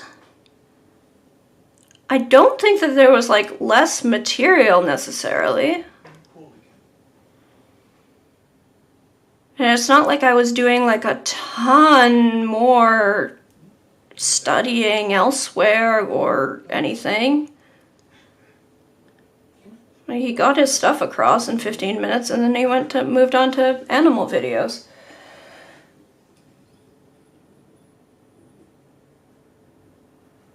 I recently relearned how to derive the Fourier coefficients, real, not complex. So all of these things are like, oh yes, those are words that used to have meaning to me. And even when I think, like, they used to have meaning to me, it's like, yeah, only long enough for me to, write that exam. I've completely just... A Fourier transform? What the...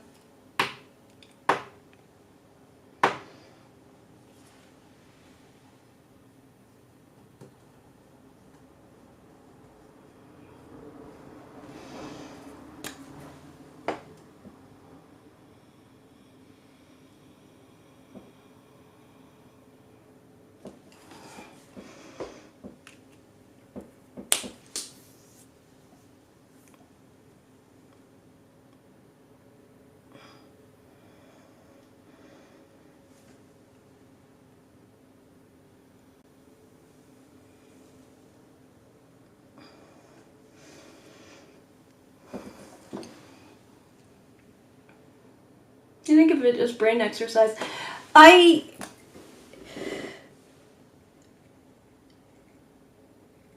It might actually be a good thing for me to try to... Maybe that's a thought. I'd mentioned earlier that... So my brain is working a little bit better now than it has in the past few years. Because I had some...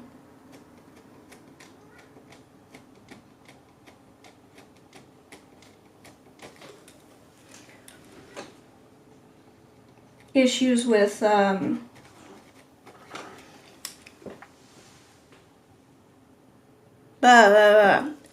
I was on venlafaxine, it was just knocking out my brain, and it is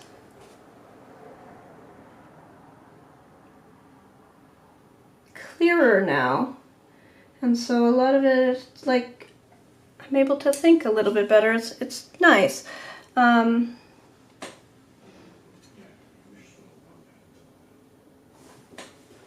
But I was wondering about, yeah, like I'm still not able to write as well as I used to. It's a little bit frustrating.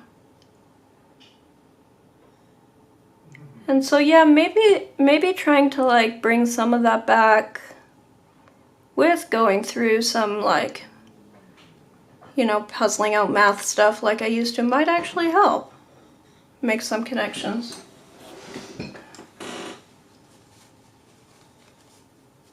I've been 100% clean and sober for 28 months now, but I've only had a slight improvement in my thinking. Need some time. Yeah, so I mean, I think with me there's multiple things going on. So venlafaxine was definitely just knocking me out, and I've been off of venlafaxine now for 6 weeks. And that is helping. There's other stuff. Honestly, I think there was other stuff that's just, you know, I strongly suspect I have MS, although confirming that, as it turns out, is going to be difficult since my doctor is I don't know, busily testing me for things that are bizarre and unlikely. I have some doctor frustrations right now.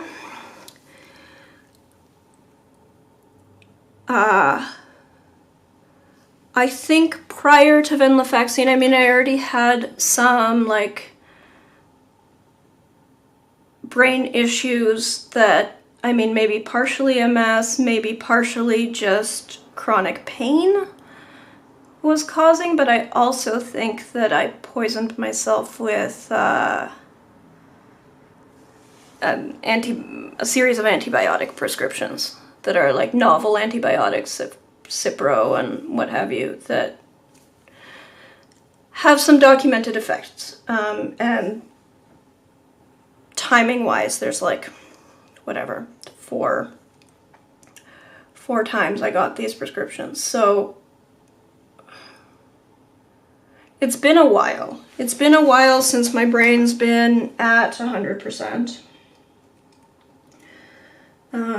And I don't know whether it will ever get back to 100%, and I have to sort of be okay with maybe it won't. Just, you know, not my favorite thing. But I am hoping to be able to, you know, get writing again soon.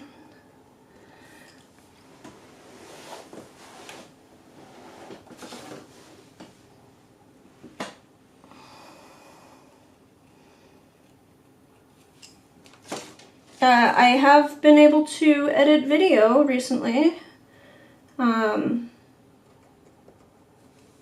paint and release stuff and run my business and file my taxes, so, you know, that's progress. Apply for grants.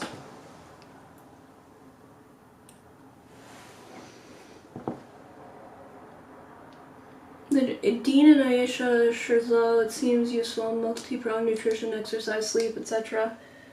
Is that like an online like course community sort of thing?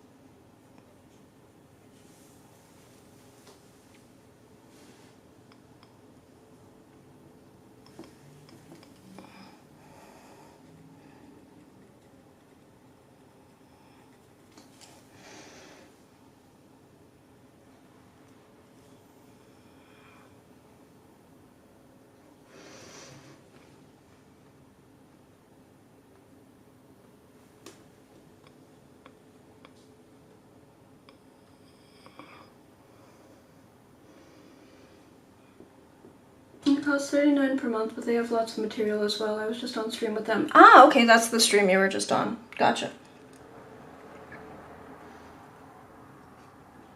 Cool. Well, I wish you the best of luck with that, and yeah, let me know how that goes. How long have you been doing that?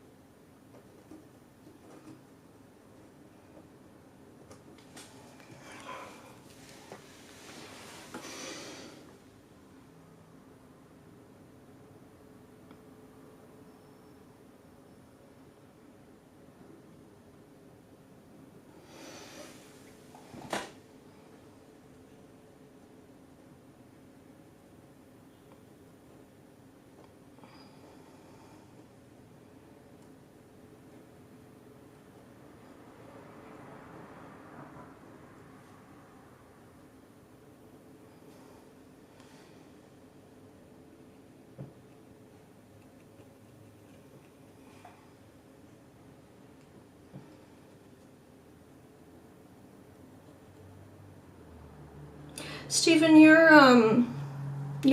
sober now, but your drugs of choice, you were on pot and alcohol mostly? I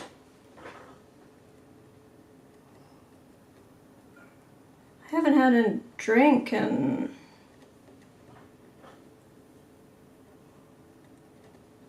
probably over a year now. In the past like 3 years, I've had like maybe 2 drinks total.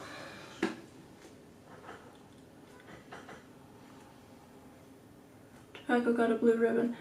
Yeah, so I've never done tobacco. The Alzheimer's solution. I think I've heard of the Alzheimer's solution.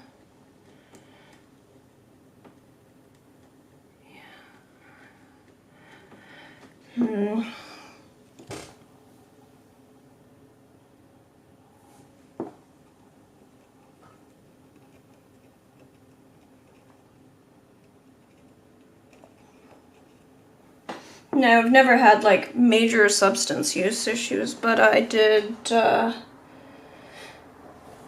I did used to enjoy the odd beer, and I do still cannabis oil occasionally.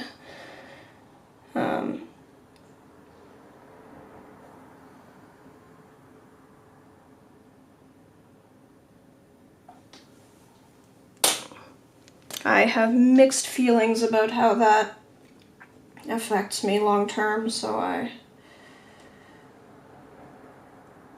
don't avoid it a lot of the time. It's pleasant in the moment, and when I'm in pain it's helpful, but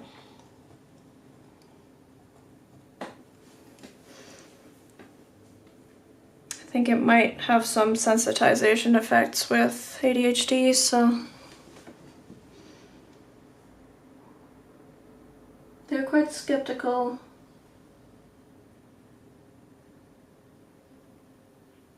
Oh, I think he's suggesting what he used most. So cannabis use. Yes, exactly. Yeah, well, it's disrupt sleep, but also so different drugs act differently on neurotransmitters. So cannabis can make you feel good in the moment, but might disrupt dopamine uptake in the longer term, like in the medium term. So I have ADHD. It is not the case that, oh, just because it's a downer and, you know, ADHD meds are uppers, that it's somehow going to make your ADHD worse for that reason, but there is some evidence that, like, yeah, but it can disrupt your receptors, your dopamine receptors, and mean you need more of a dopamine hit to function longer term, so plus the sleep thing, so it's probably not the greatest long term. Especially REM sleep. Well, yeah, but also, yes.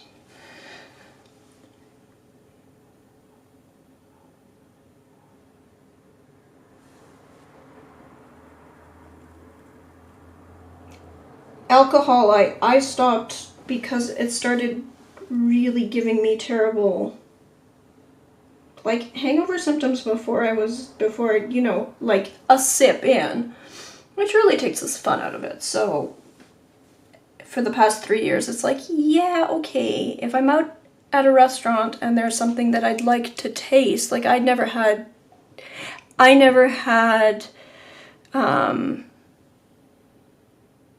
addiction dependency issues, so it's like, okay, well, that's not the issue and never has been. So if there's something that I want to taste, then, like, if I'm out with a friend might get something, I might have, like, a sip, or sometimes I've had, sorry, I said I haven't had a drink in over a year. That's not true. When I was up north, I had half a glass of wine one night, and I had some rum in my tea a couple of times, so there we go.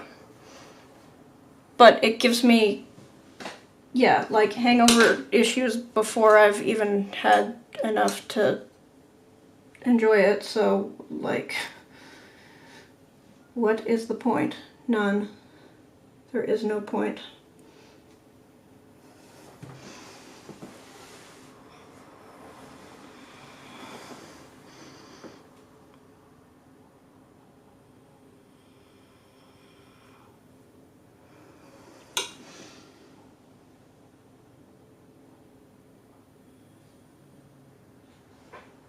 You use a tiny amount, if I remember.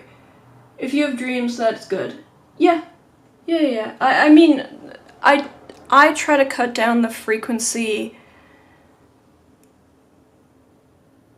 because I'm not sure one way or another what effect it's having longer term, short term, if I'm having a high pain day, being able to just relax and have the giggles for a little while and then go to sleep is nice. And yeah, I have dreams.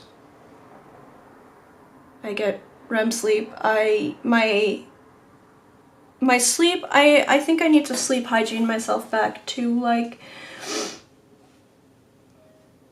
it'll probably be 9 or 10 hours. Like, I think I still need more sleep than the average person for whatever reasons, whatever's going on in my body. But I've been having, so I switched from, I was on venlafaxine, which again was originally prescribed for anxiety, but I stayed on for years because it was extremely effective against neuropathic pain. And as it turns out, it was extremely effective against neuropathic pain, but it was also extremely effective against, you know, living. So, off of that now, because I like being sensate.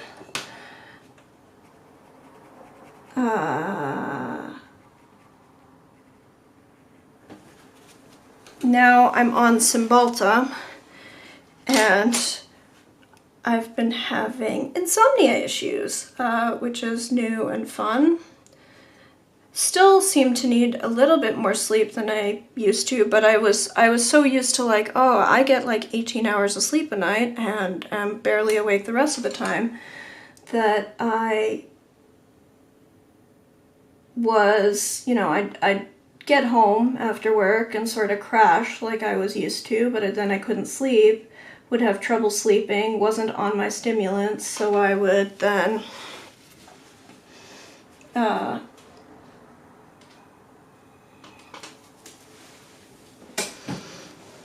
doop doop, sorry.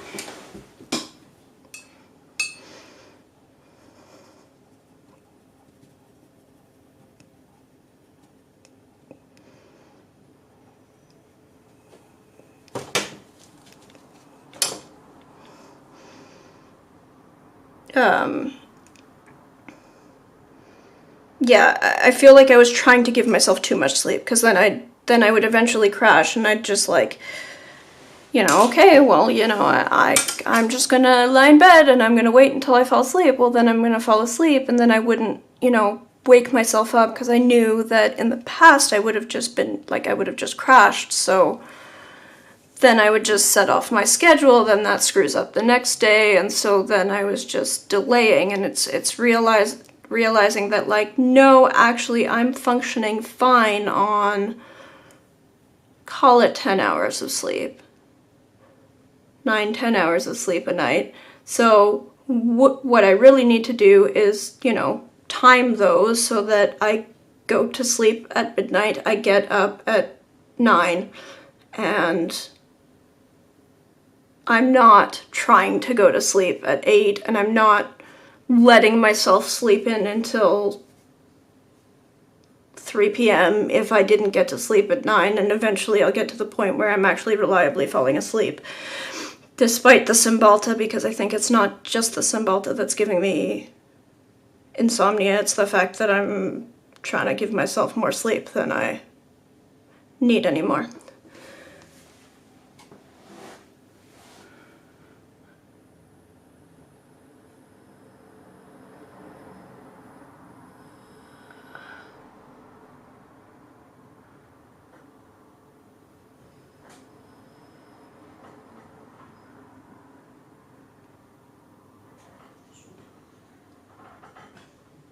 Oh, okay, yeah. So, yes, participation ribbons are a thing.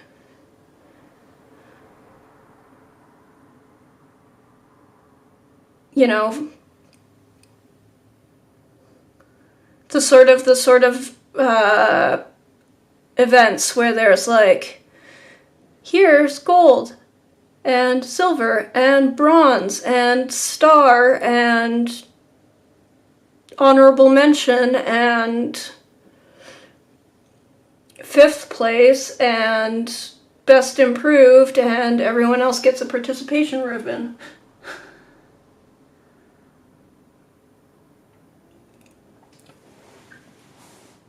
I don't know much either. So both venlafaxine and Cymbalta are SNRIs, which are selective serotonin and norepinephrine reuptake inhibitors.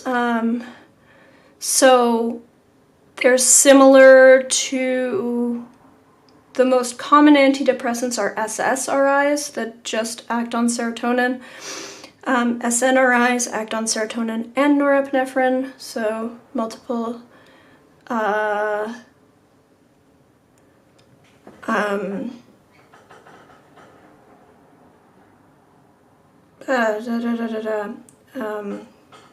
Goodness.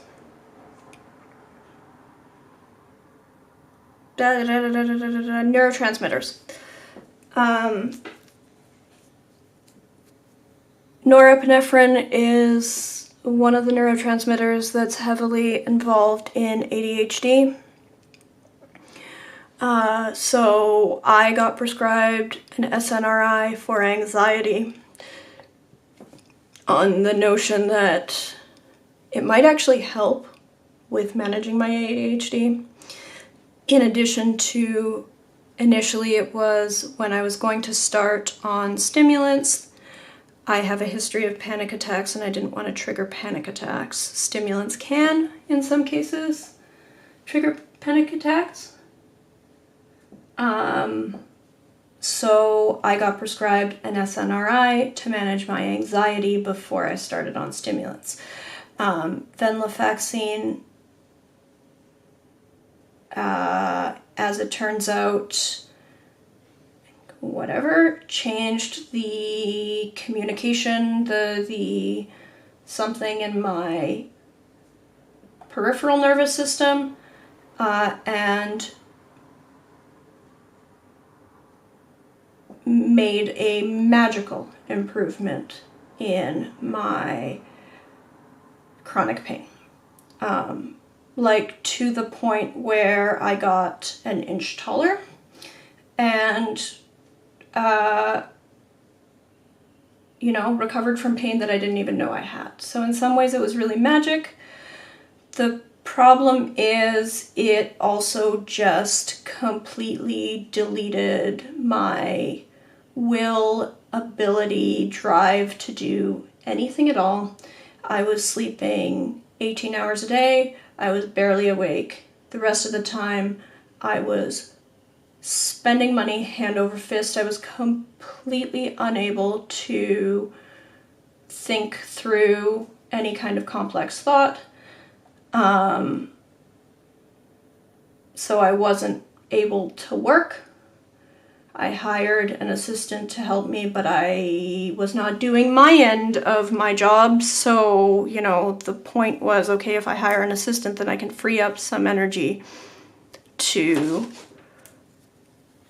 do the creative parts of my job and actually get my business rolling again. And that will pay for the assistant, which is, now the case, but a year ago was very much not.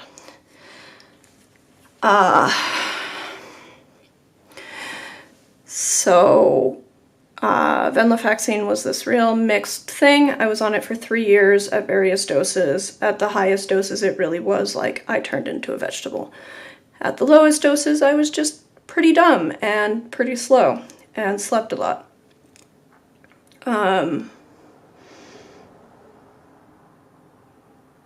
There are other ways to deal with chronic pain, but a lot of the drugs that deal more directly, are more directly addressed at pain, form dependencies because they bind to, pain receptors, and then when that goes away, then you need more. So you end up forming a dependency. SNRIs work differently. They are documented. I'm not the only freak who gets pain relief from anti-anxiety meds. It's a documented thing. They work differently by just disrupting the flow of information or something. It's not totally understood exactly why it works, but it does. Cymbalta is more frequently prescribed for this than venlafaxine. I'm on the lowest dose of Cymbalta. It is significantly less effective at fighting my pain, certainly at this dose, than venlafaxine was even at the lowest dose. So I'm on the lowest dose of Cymbalta. It's about half as effective at dealing with my pain than venlafaxine was at the lowest dose of venlafaxine. And I'm not willing to up it just yet because I'm still dealing with various other side effects, and I want to I don't want to end up back in the situation where I was with venlafaxine, where I didn't realize that I was dealing with a bunch of side effects that were really hampering my life for 3 years. So I'm just dealing with the pain right now. I'm on a low dose that makes the pain bearable.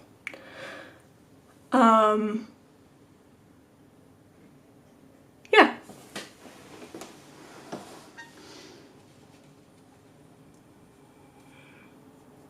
My forever friend who passed a few years ago had to take anti-schizo drugs. They made her kind of useless. It was sad. Yeah. Cannabis could make me panicky. Luckily, there was booze to deal with that. Interesting. I don't get the cannabis panic, but I would get kind of panicky on alcohol. And like not even high amounts of alcohol. The moment I could feel that my brain was slowing down, I've realized in retrospect it was probably situational as well. That like that wouldn't happen if I was with like really trusted friends or at home, but I'd get super panicky if I was like out with people. And I think it was some kind of, I mean, again, I was an engineering student, a small female engineering student.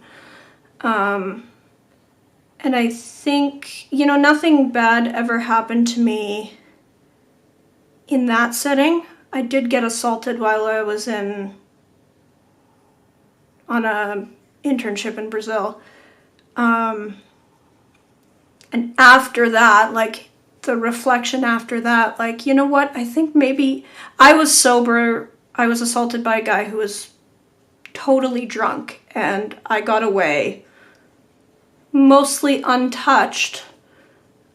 Pushed him into the back of an elevator, cracked the back of his skull, and I have no regrets. And because I was only able to do that because he was totally drunk and I was sober.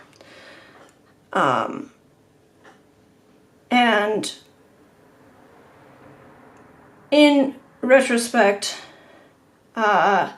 me not wanting to drink and getting kind of panicky if I had even like a tiny bit of getting a little bit tipsy in social situations as an engineering student was a self-preservation thing, a like self-protection thing that I didn't even realize I was doing.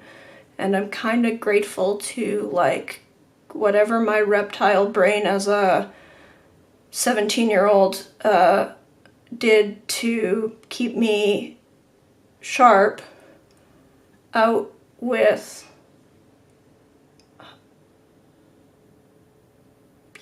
hundreds of dumb engineering students.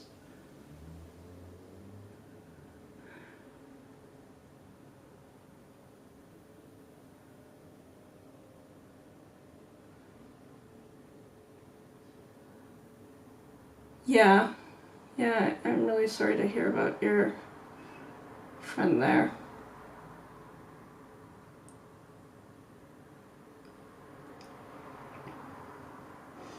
It sucks when that's, like, that's the best choice or the only choice is something that just kind of deletes your life, right? We met when we were 10. Those friends are great. The people you've known your whole life.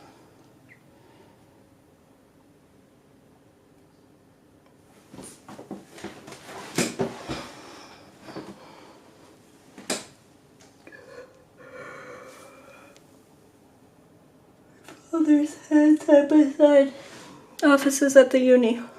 Aww.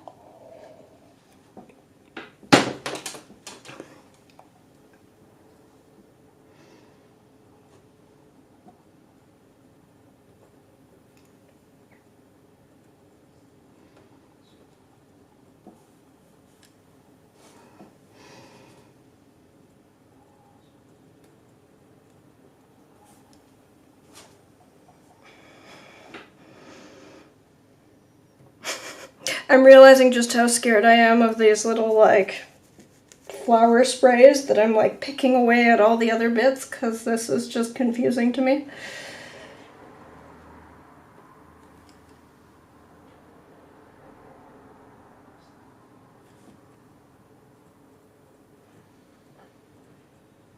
We'll get there, though.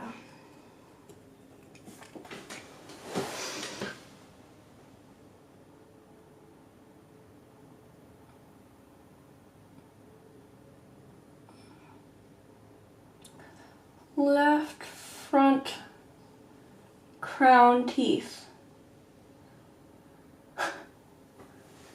Like you had metal crowns on your front tooth? Twinsies.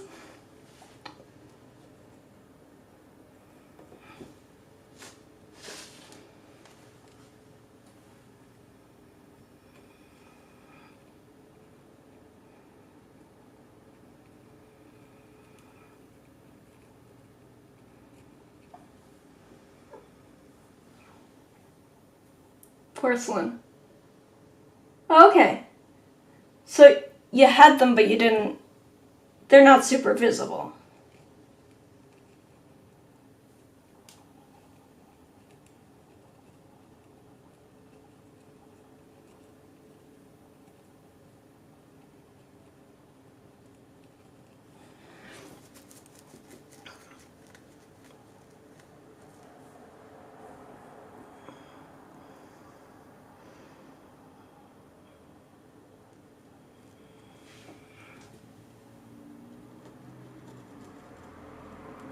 I'd forgotten you're a lefty.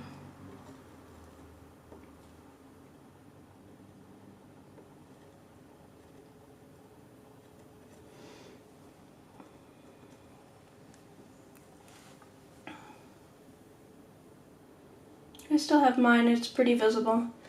I guess I don't tend to process all these, like, little quirks about people or remember them.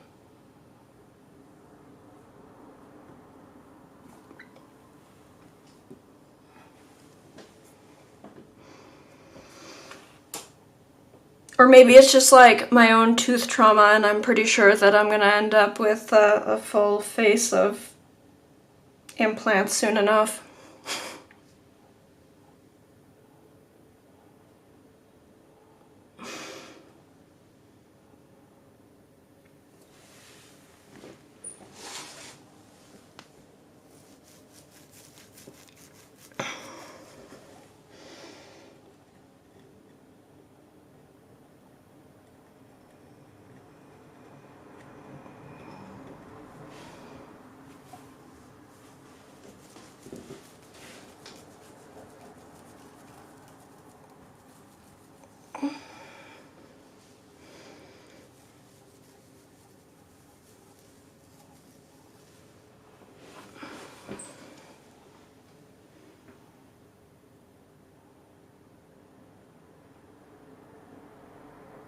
In digital photos, it shines like a light compared to my other dingy real teeth. You'll note all the photos of me are closed mouth. Ah, gotcha.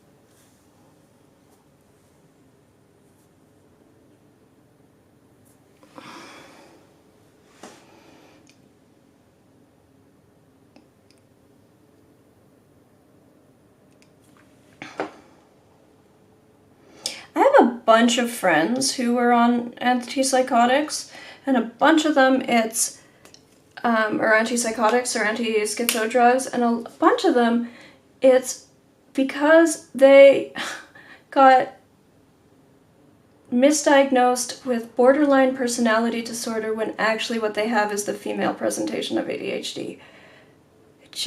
It sucks how frequent that was.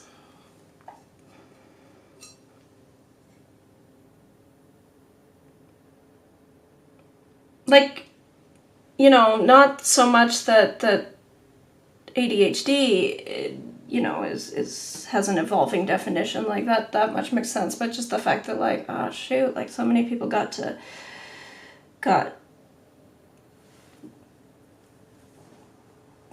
put on like really quite tough, okay, I need to pick that one up. Ugh. So you can see that just lifts right up. Now that is manganese blue, so it will always lift up, but it...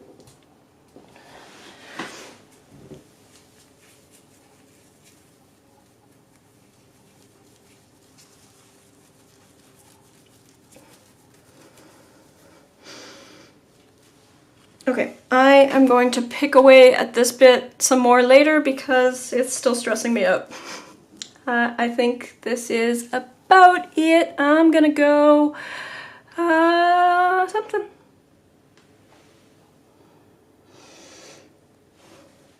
Take a break. Stretch my back. Enjoy my weekend. Have a great weekend, everyone. And I will see you soon. Bye-bye.